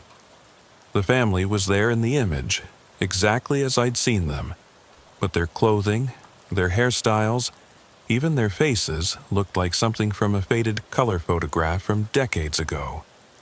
The image quality was different too, not the sharp, high-definition quality of a modern digital photo, but the slightly muted, grainy appearance of 1970s color photography. Most disturbing of all, the timestamp on the photo showed April 15th, 2023, but the visual quality and style of the image suggested it had been taken 50 years earlier. "Could you mail us a copy of that photograph?" the father asked. "We'd love to have it for our family album." He handed me a business card with his name and address. The card was printed in the style popular in the early 1970s, with his name, Robert P. Morrison, and an address in Charleston, West Virginia. But when I looked closely at the card, the printing looked fresh, like it had just been made. "I'll see what I can do," I told him, pocketing the card. I spent another 20 minutes observing the Morrison family, asking casual questions and listening to their conversation. Everything they said, everything they did was consistent with a family traveling in 1973. They discussed gas prices, television programs, and political events from that era as current topics. They talked about relatives they were planning to visit, using present tense for people who were probably dead by now. Most unsettling was their complete comfort with their situation. They weren't confused or disoriented. They weren't acting like people who had been displaced in time or were experiencing something supernatural. To them, this was a normal family vacation in 1973, and everything around them made perfect sense. As the sun began to set, the family started packing up their picnic. They moved with the same unhurried, methodical approach that characterized everything they did, carefully storing their leftovers and cleaning their table. "We should be getting back on the road," Robert Morrison told his wife. "Want to reach Beckley before it gets too dark." Beckley was south of our current location. If they were traveling from West Virginia to Pennsylvania, they were heading in the wrong direction. "Mr. Morrison, I think Beckley is back the way you came. Pennsylvania would be north and east from here." He looked at me with polite confusion. "Oh no, we're taking the scenic route through southern West Virginia. My wife's always wanted to see the New River Gorge, and the children love mountain driving. The New River Gorge Bridge, the area's most famous landmark, wasn't completed until 1977. In 1973, it didn't exist yet. But the Morrison family climbed into their perfect 1972 station wagon and drove south toward Beckley, their taillights disappearing into the gathering darkness like they were heading back into 1973. I completed my trip to Columbus and returned to North Carolina, but I couldn't stop thinking about the Morrison family. When I got home, I researched the address on Robert Morrison's business card. What I found confirmed my worst fears and raised questions I couldn't answer. Robert P. Morrison had lived at that Charleston address from 1968 to 1973. He was an insurance salesman, married to Patricia Morrison, father of 3 children named David, Susan, and Michael. The family had disappeared on April 15, 1973, while driving to Pennsylvania to visit Patricia's sister.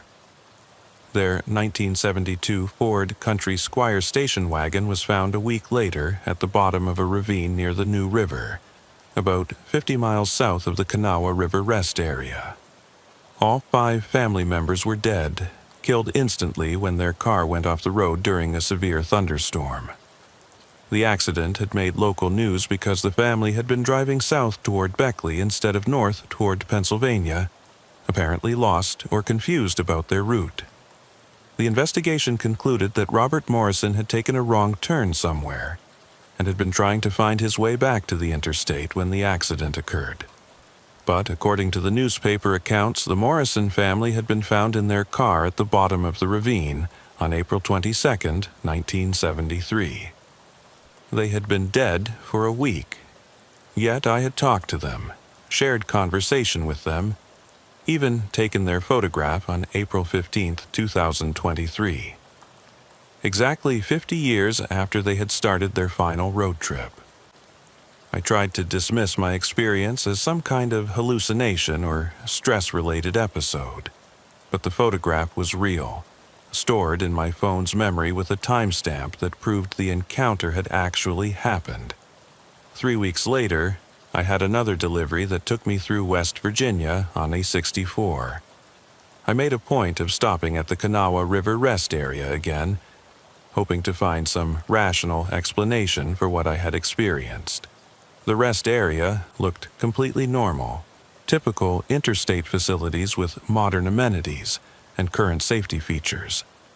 But when I walked to the picnic table where the Morrison family had been eating their dinner, I found something that made my blood run cold. There were 5 place settings on the table. Paper plates, plastic utensils, napkins, and cups arranged exactly as they had been during my first encounter with the family. But the settings were faded and weathered, like they'd been sitting there exposed to the elements for decades. Under one of the plates, I found a note written in neat handwriting that looked like a child's school assignment. "Thank you for taking our picture, Mr. Truck Driver. We hope you have safe travels. Susan Morrison." I looked around the rest area, but there was no sign of the Morrison family or their station wagon. Just me, an empty rest area, and 5 place settings that shouldn't exist for a family that had been dead for 50 years.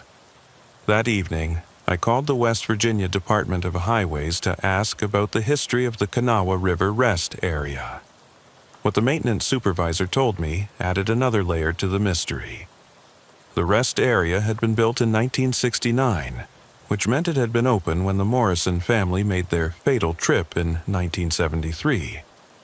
But according to maintenance records, the facility had been upgraded and modernized several times over the years, with the most recent renovation completed in 2018. Funny thing, though, the supervisor mentioned. Every few years we get reports from travelers about seeing a 1970s family having picnics at that rest area. Always the same description. Father in a suit, mother in a dress, 3 well-behaved children, vintage station wagon. Usually happens in April, around tax day. What do you make of those reports? Well, officially we don't make anything of them. But I've worked highway maintenance for 30 years, and I've learned that some places hold on to their memories longer than others. That stretch of Interstate 64 has seen a lot of travelers over the decades, and maybe some of them never really finished their journeys. 6 months later, I received a package in the mail with no return address. Inside was a 5x7 color photograph that looked like it had been developed at a 1970s photo processing lab. The image showed the Morrison family posed at their picnic table, exactly as I remembered them, but with one addition. I was in the photograph too, standing slightly behind their table with my phone in my hand. But in the photo, I looked different. My clothes, my hairstyle, even the truck visible in the background had the appearance of something from the 1970s. It was as if the photograph had captured us all in the same time period, merging 2023 with 1973 in a way that created a single, impossible image. On the back of the photograph, written in the same neat handwriting I'd seen at the rest area, was a message. "Thank you for visiting with us during our vacation. We hope you'll stop and say hello again if you're ever traveling through West Virginia in April. The Morrison family, Easter, 1973. I keep that photograph in my logbook now, and I've shown it to other drivers who run routes through West Virginia. Most of them just see a normal family photo from the 1970s. Nothing unusual or supernatural about it. But a few drivers, the ones who've been running these mountain roads for decades, look at the photo and nod knowingly. "Oh yeah," they'll say. "I've seen them too. Nice family. Always polite, always traveling to visit relatives in Pennsylvania. Been making that same trip for as long as I can remember." The Morrison family never reached their destination in 1973, but they're still trying to complete their journey. Every April, on the anniversary of their departure, they stop at the Kanawha River Rest Area to have their picnic dinner, still dressed in their Easter best, still excited about visiting relatives they'll never reach. And sometimes, if you're traveling through West Virginia at the right time of year, you might encounter them yourself.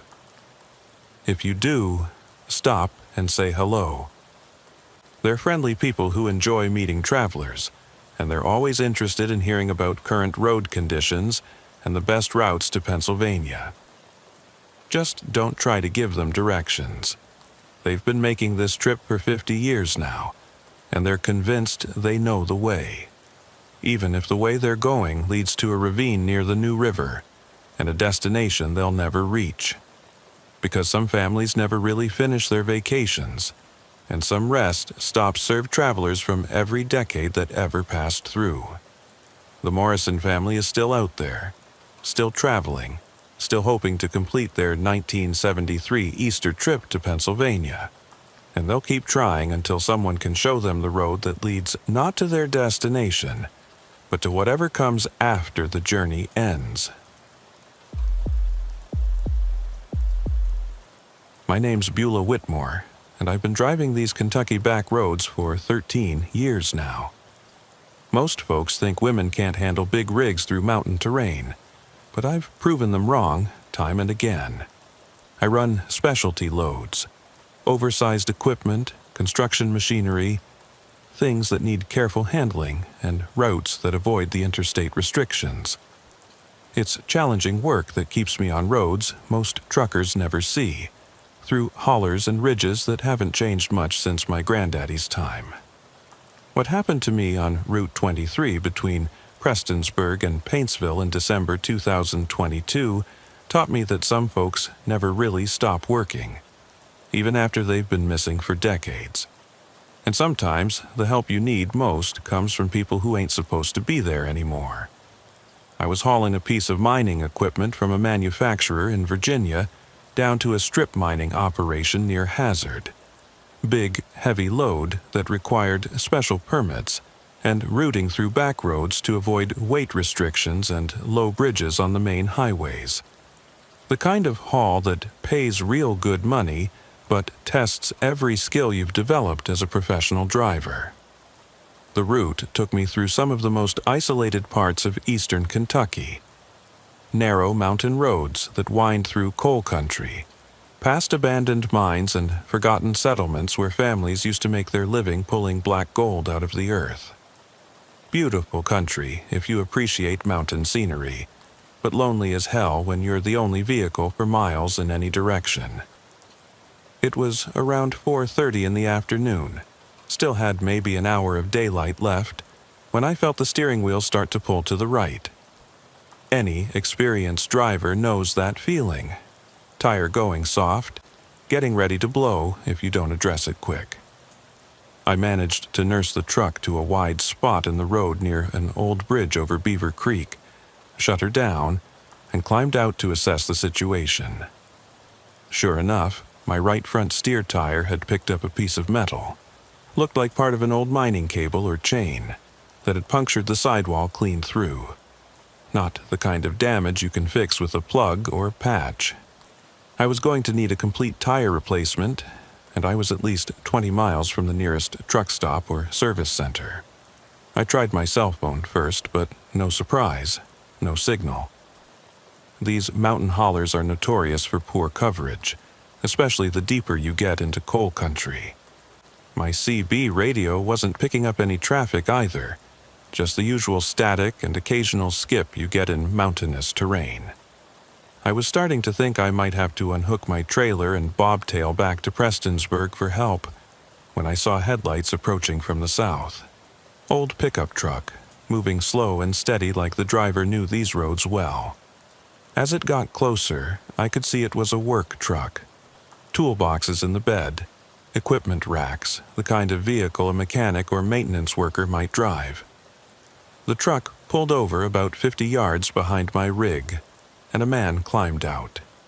He was maybe 50 years old, wearing work clothes that had seen better days.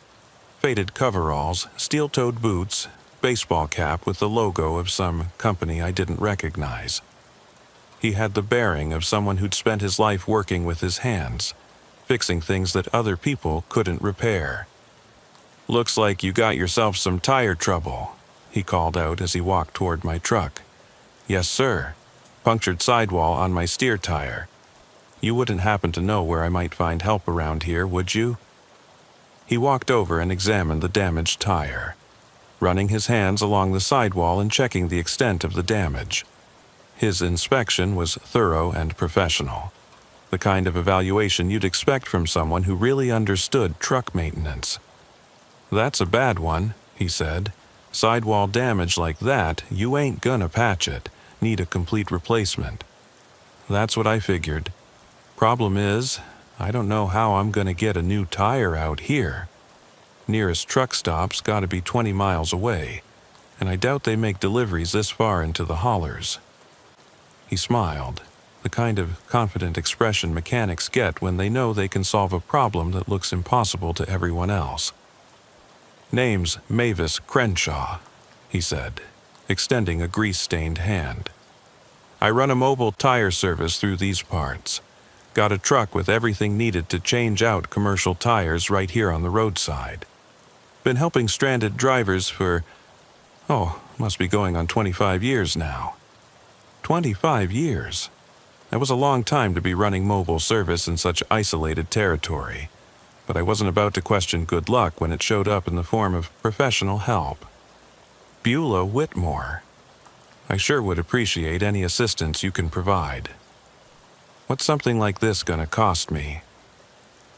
Don't worry about money right now. Let's get you back on the road first. Then we can settle up. Mavis walked back to his pickup and returned with a service truck that looked like it had been modified specifically for roadside tire changes. Heavy-duty jack, air tools, a full selection of commercial truck tires mounted on a rack system. The equipment was older but well-maintained, the kind of setup that an experienced mechanic accumulates over decades of mobile service work. "You carry that many different tire sizes?" I asked as he started positioning his jack. "After 25 years, you learn to stock what drivers need most. This section of road, I probably change 3 or 4 tires a week. Mining equipment, logging trucks, folks like yourself hauling specialty loads through the mountains." He worked with the efficiency of someone who'd done this job thousands of times. Got my truck jacked up, removed the damaged tire, and mounted a new one in less than 30 minutes. The replacement tire was the exact size I needed, properly balanced, even had the right load rating for my gross vehicle weight. "That's some impressive service," I told him as he lowered the jack. "How'd you manage to have exactly the right tire in stock?"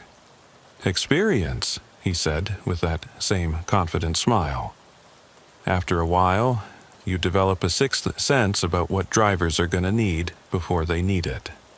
As he packed up his equipment, I noticed details about Mavis that seemed unusual for a roadside mechanic working in 2022. His coveralls were clean but old style, the kind with snaps instead of zippers. His tools were high quality but vintage, older brands that had been popular decades ago but weren't commonly used anymore. Most striking was his pickup truck. It was a well-maintained Ford F-250 from what looked like the early 2000s, but it was in better condition than any 20-year-old work truck had a right to be. No rust, no dents. Paint that looked almost new despite obvious heavy use. Been working these roads for 25 years, you said. You must know every driver who runs through here regularly. Oh yes, I know all the regulars. Coal haulers, logging trucks, construction equipment like yourself. It's a small community out here in the hollers. We all look out for each other. You ever work on trucks for Cumberland Mining? They got operations all through this area. His expression changed slightly, became more distant. Used to do a lot of work for Cumberland. Good company, treated their drivers right. But they shut down their operations around here. Must be going on 20 years now. Haven't seen their trucks through these parts since. Cumberland Mining had indeed shut down their eastern Kentucky operations, but it had been exactly 21 years ago.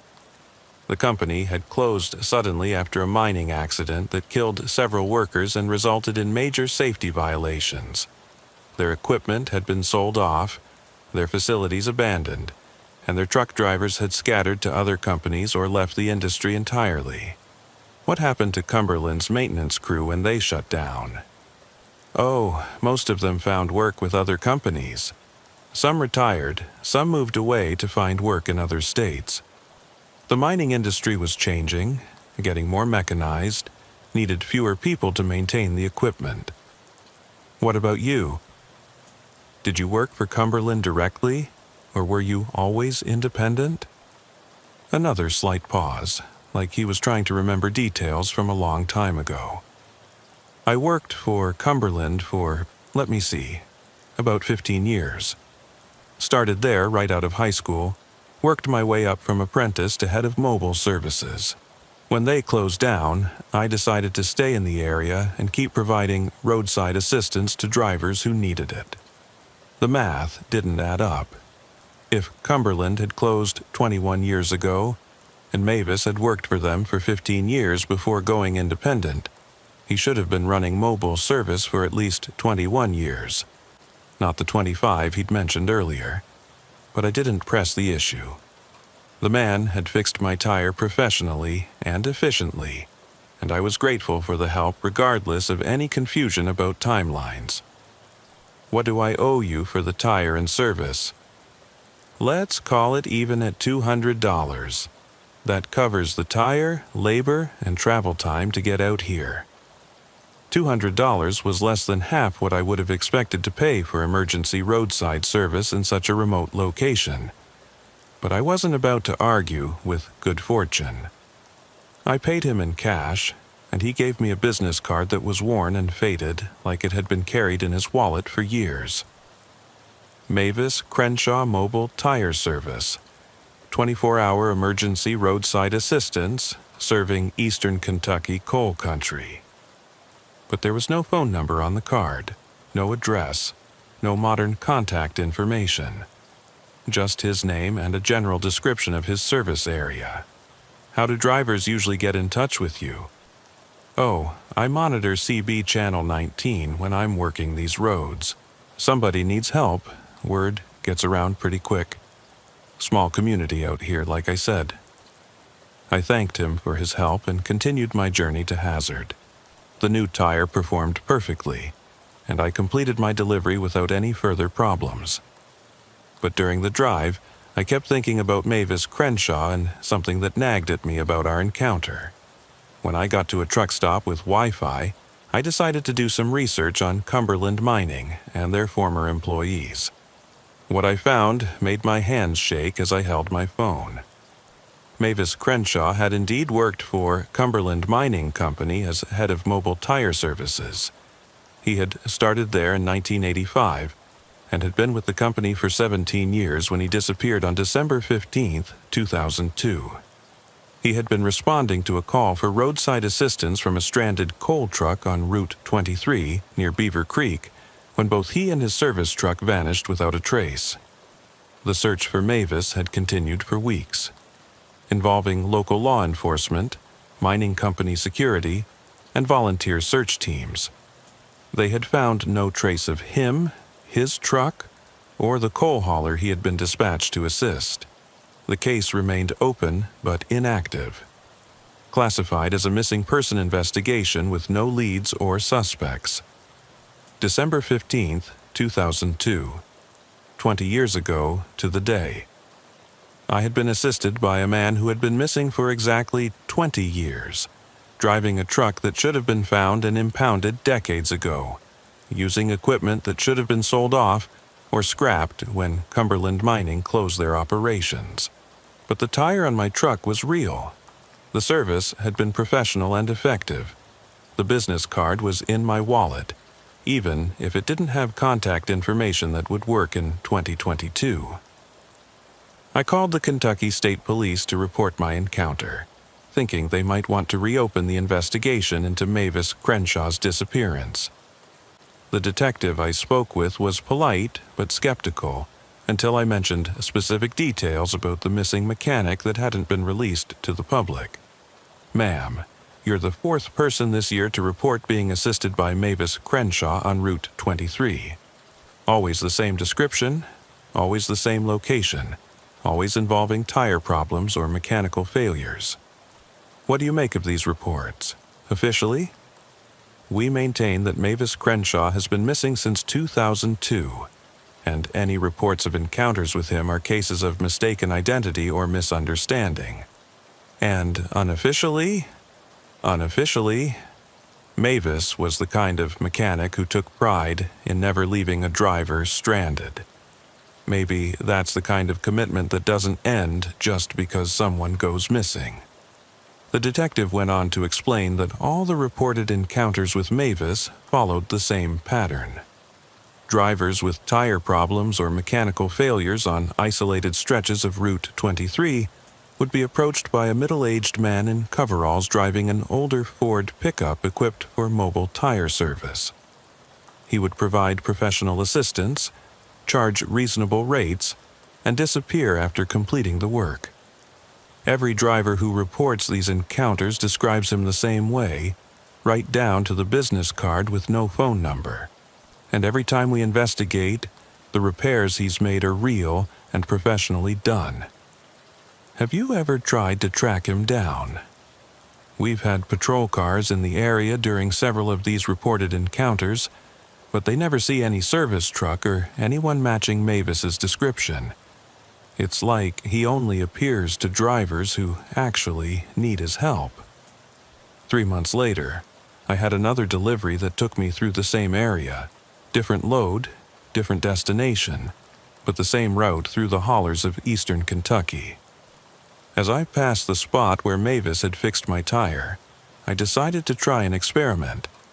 I keyed my CB radio and transmitted on Channel 19. "This is Beulah Whitmore looking for Mavis Crenshaw Mobile Tire Service. You out there, Mavis?" The response came immediately, clear as day despite the mountainous terrain that usually interferes with radio transmission. "This is Mavis, Beulah. Good to hear your voice again. How's that tire holding up?" "Tire's running perfect, Mavis. Just wanted to thank you again for the help." "No thanks needed. That's what we do out here. Look out for each other. You having any problems with your current load?" "No problems. Just passing through. But I wanted to ask you something, Mavis. Do you remember what happened to you on December 15th, 2002? Long pause on the radio. When his voice came back, it sounded different. Confused, distant. "December 15th, I was responding to a call. Coal truck broken down near Beaver Creek. Driver was stranded, needed help. But I can't remember. Did I reach him in time? Mavis, you've been missing since that night. Nobody's seen you for 20 years, except for drivers who need roadside assistance. Do you understand what I'm telling you? Another long pause. When he spoke again, his voice was sad but not surprised. I wondered about that, Beulah. Time gets funny out here in the hollers. Days blend together. Calls for help keep coming in, but I never seem to get home anymore. Haven't seen my wife or kids in, well, I guess it's been a while now. Mavis, your family's been looking for you for 20 years. Everyone thought you were dead. Maybe I am, Beulah. But there's still work to do. Still. Drivers who need help on these mountain roads. Can't abandon my post while people are depending on me. What happened that night, Mavis? What happened to the coal truck driver you were trying to help? I found him. Truck had gone off the road in the fog, rolled down into a ravine. He was hurt bad, needed medical attention. I tried to get him out, tried to call for help, but the fog was so thick, and then everything went white. Next thing I knew, I was back on the road, and someone else was calling for tire service. Mavis Crenshaw had died trying to rescue another driver. But instead of moving on to whatever comes after life, he had continued working, providing roadside assistance to stranded truckers throughout eastern Kentucky. For 20 years, he'd been answering calls for help, fixing tires, jumping batteries, and keeping drivers safe on dangerous mountain roads. Mavis, don't you think it's time to go home? Your family misses you. I know they do, Beulah, and I miss them too. But there's still work to be done, still drivers who need help. Maybe someday, when these roads don't need me anymore, I can rest. But not yet. The radio went silent after that, and I never heard from Mavis again during that trip. But other drivers continue to report encounters with him, always in the same area, always involving professional roadside assistance from a mechanic who's been missing for over 20 years. I've talked to his widow, Helen Crenshaw, who still lives in Prestonsburg. She's not surprised by the reports of her husband continuing to work after his disappearance. Mavis always said his job was taking care of drivers who got stranded in the mountains, she told me. He took that responsibility seriously, maybe too seriously. If there's a way for him to keep doing that work, even after whatever happened to him, that would be just like Mavis. She asked me to pass along a message if I ever encountered her husband again. Tell him I understand why he can't come home yet. Tell him I'm proud of the work he's still doing. And tell him that when he's ready to rest, his family will be waiting for him. I've delivered that message during subsequent trips through eastern Kentucky, broadcasting it on Channel 19 whenever I pass through Mavis's service area.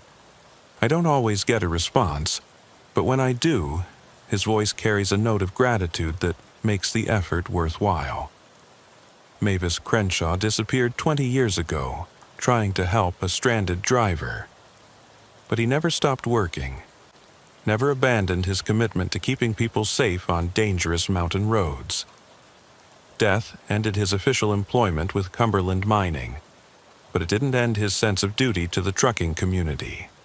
If you're ever driving through eastern Kentucky coal country and you have tire trouble or mechanical problems, don't be surprised if an older Ford pickup pulls up behind you with a friendly mechanic ready to help. Pay him what he asks, thank him for his service, and don't ask too many questions about how long he's been working these roads. Because some commitments transcend death, and some mechanics never really retire from taking care of drivers who need their help. Mavis Crenshaw is still out there, still answering calls for roadside assistance, still making sure that no driver gets left stranded in the hollers of eastern Kentucky. And that's the kind of dedication that makes the trucking industry a brotherhood worth belonging to, even when some of the brothers have been missing for 20 years. Name's Ivy Mae Thornton. Been running these Virginia mountains for 8 years. What happened at the Big Walker Mountain Tunnel in March 2023 taught me that some passages don't just connect places, they connect seasons that ain't supposed to meet. I was hauling auto parts from Norfolk up to Charleston. Standard I-77 run through the tunnel. Entered on a cold March morning. 28 degrees, frost on the windshield. Bare trees looking like skeletal fingers against gray sky. My CB was crackling with weather reports about possible snow moving in from the west. The tunnel's about a mile long. Nothing unusual about it, except how my radio went completely dead the second I entered. Not static, not weak signal. Absolute silence, like someone had pulled the plug on every frequency. Even my truck's engine sounded muffled, like I was driving through thick cotton. But when I emerged on the other side, everything was wrong. It was summer. Full, blazing summer. Heat that hit my windshield like opening an oven door. Temperature gauge shot from 28 to 89 degrees in seconds. Trees were full green, flowers blooming, cicadas screaming so loud I could hear them through my closed windows. The air conditioning couldn't keep up with the sudden heat. My CB crackled back to life. All drivers be advised, excessive heat warning in effect. Temperatures hitting 95 in the shade. Dots recommending reduced speeds for heavy vehicles. I checked my dashboard clock, same day, same time, but the world had aged 4 months in a 1-mile tunnel. My fuel gauge showed the same reading, my odometer had barely moved, but somehow I'd driven from March into July. Pulled over at the first truck stop, hands shaking on the steering wheel. Calendar on the wall showed July 15th. My logbook still said March 15th. The clerk looked at me like I was crazy when I asked what month it was. July, honey. Been hotter than Hell's Kitchen for weeks now. You feeling all right? Look like you seen a ghost. I called my dispatcher on the truck stop payphone. According to him, I'd been missing for 4 months. My truck had never shown up in Charleston. Family had reported me missing. DOT had suspended my license for abandoning my load. But on his end it was July, and I'd vanished in March. But I had only been gone 20 minutes. Drove back to the tunnel that afternoon, hoping to reverse whatever had happened. Entered from the west side on a blazing summer day, radio cutting out same as before. The silence inside the tunnel felt different now. Expectant, like the mountain was holding its breath. Emerged in March again. Cold, frost, bare trees. My dispatcher acted like I'd never missed my delivery, like I'd been running on schedule all along. I've tested it 6 times since then. Every time I enter from the east in March, I exit in July. Enter from the west in July, exit in March. The tunnel doesn't just go through the mountain. It goes through time, connecting winter to summer in a loop that traps drivers between seasons that shouldn't meet. Other truckers have reported similar experiences, but only on specific dates. March 15th and July 15th. The rest of the year, it's just a normal tunnel. But on those dates, the Big Walker Mountain Tunnel becomes a doorway between seasons. Some drivers have gotten stuck in the loop, driving back and forth, trying to find their proper time. They say you can see their trucks sometimes, ghostly outlines in the tunnel, still searching for the exit that leads home. But on those dates, if you enter Big Walker Mountain Tunnel, you might exit in the wrong season entirely. And time keeps moving forward, even when you're moving backward. I'm Opal Crawford, 15 years hauling coal equipment through Kentucky. Last February, I got a delivery order that changed everything I thought I knew about what's possible in these mountains. The order came through normal channels. Deliver mining equipment to Millfield, Kentucky, coordinates 37.2431 degrees north, 83.1821 degrees west. Standard coal country delivery, except for one problem. Millfield don't exist on any map. GPS showed nothing but dense forest. Asked locals at truck stops, nobody heard of it. Even old-timers who'd lived in these hollers their whole lives just shook their heads. But the coal company insisted, deliver the mining equipment to Millfield by Friday, or forfeit the entire payment. $5,000 for a single delivery, too good to pass up even if the destination was questionable. Followed the coordinates anyway, driving deeper into the mountains than I'd ever been. 20 miles off US 23, a dirt road that shouldn't exist according to every map I had led me through forest that felt older than time itself. Then I saw the sign. Millfield, population 247, coal capital of eastern Kentucky. Millfield was real, all right. Company buildings, equipment yard, houses with well-tended gardens, even had a proper main street with a general store and diner. But everything looked wrong. Too clean, too new, like a movie set version of a mining town from decades ago. The foreman, Dolores McKinney, was waiting for me at the equipment yard. She signed for my equipment with a fountain pen, paid in cash. Crisp bills that smelled like they'd just been printed at the mint. Asked me to stay for dinner at the company cafeteria. Said it wasn't safe to drive mountain roads after dark. Place was full of miners in spotless coveralls, families eating together at long tables, kids playing games that looked like something from my grandmother's childhood. Normal, small-town scene, except nobody talked about anything that happened after 1967. They discussed Vietnam like it was current news, worried about rising gas prices hitting 35 cents a gallon, excited about color television finally coming to the mountains. When I mentioned cell phones or the internet, they looked at me like I was speaking Chinese. One woman asked if I meant the telephone party line. The food was real enough. Pot roast and mashed potatoes that tasted like my mother used to make. But the conversations around me felt like echoes from another time. People discussing plans for a future that had already passed 50 years ago. Left the next morning after a night in their guest quarters, but when I tried to find Millfield again a week later to ask questions, there was nothing there. Just empty forest where a whole town had been operating. No roads, no foundations, no trace that hundreds of people had been living and working there just days before. Research at the county courthouse showed Millfield Coal Company operated from 1952 to 1967, when a methane explosion killed every person in town. 247 miners, families, children. Nobody survived. The place was evacuated by the state and officially removed from all maps in 1968, declared too dangerous for habitation. But it's still there, still operating, still stuck in 1967, and serving dinner to visitors who stumble across coordinates that lead to a town that died 55 years ago. The people don't know they're dead, don't understand that their world ended in fire and gas. The money was real, though.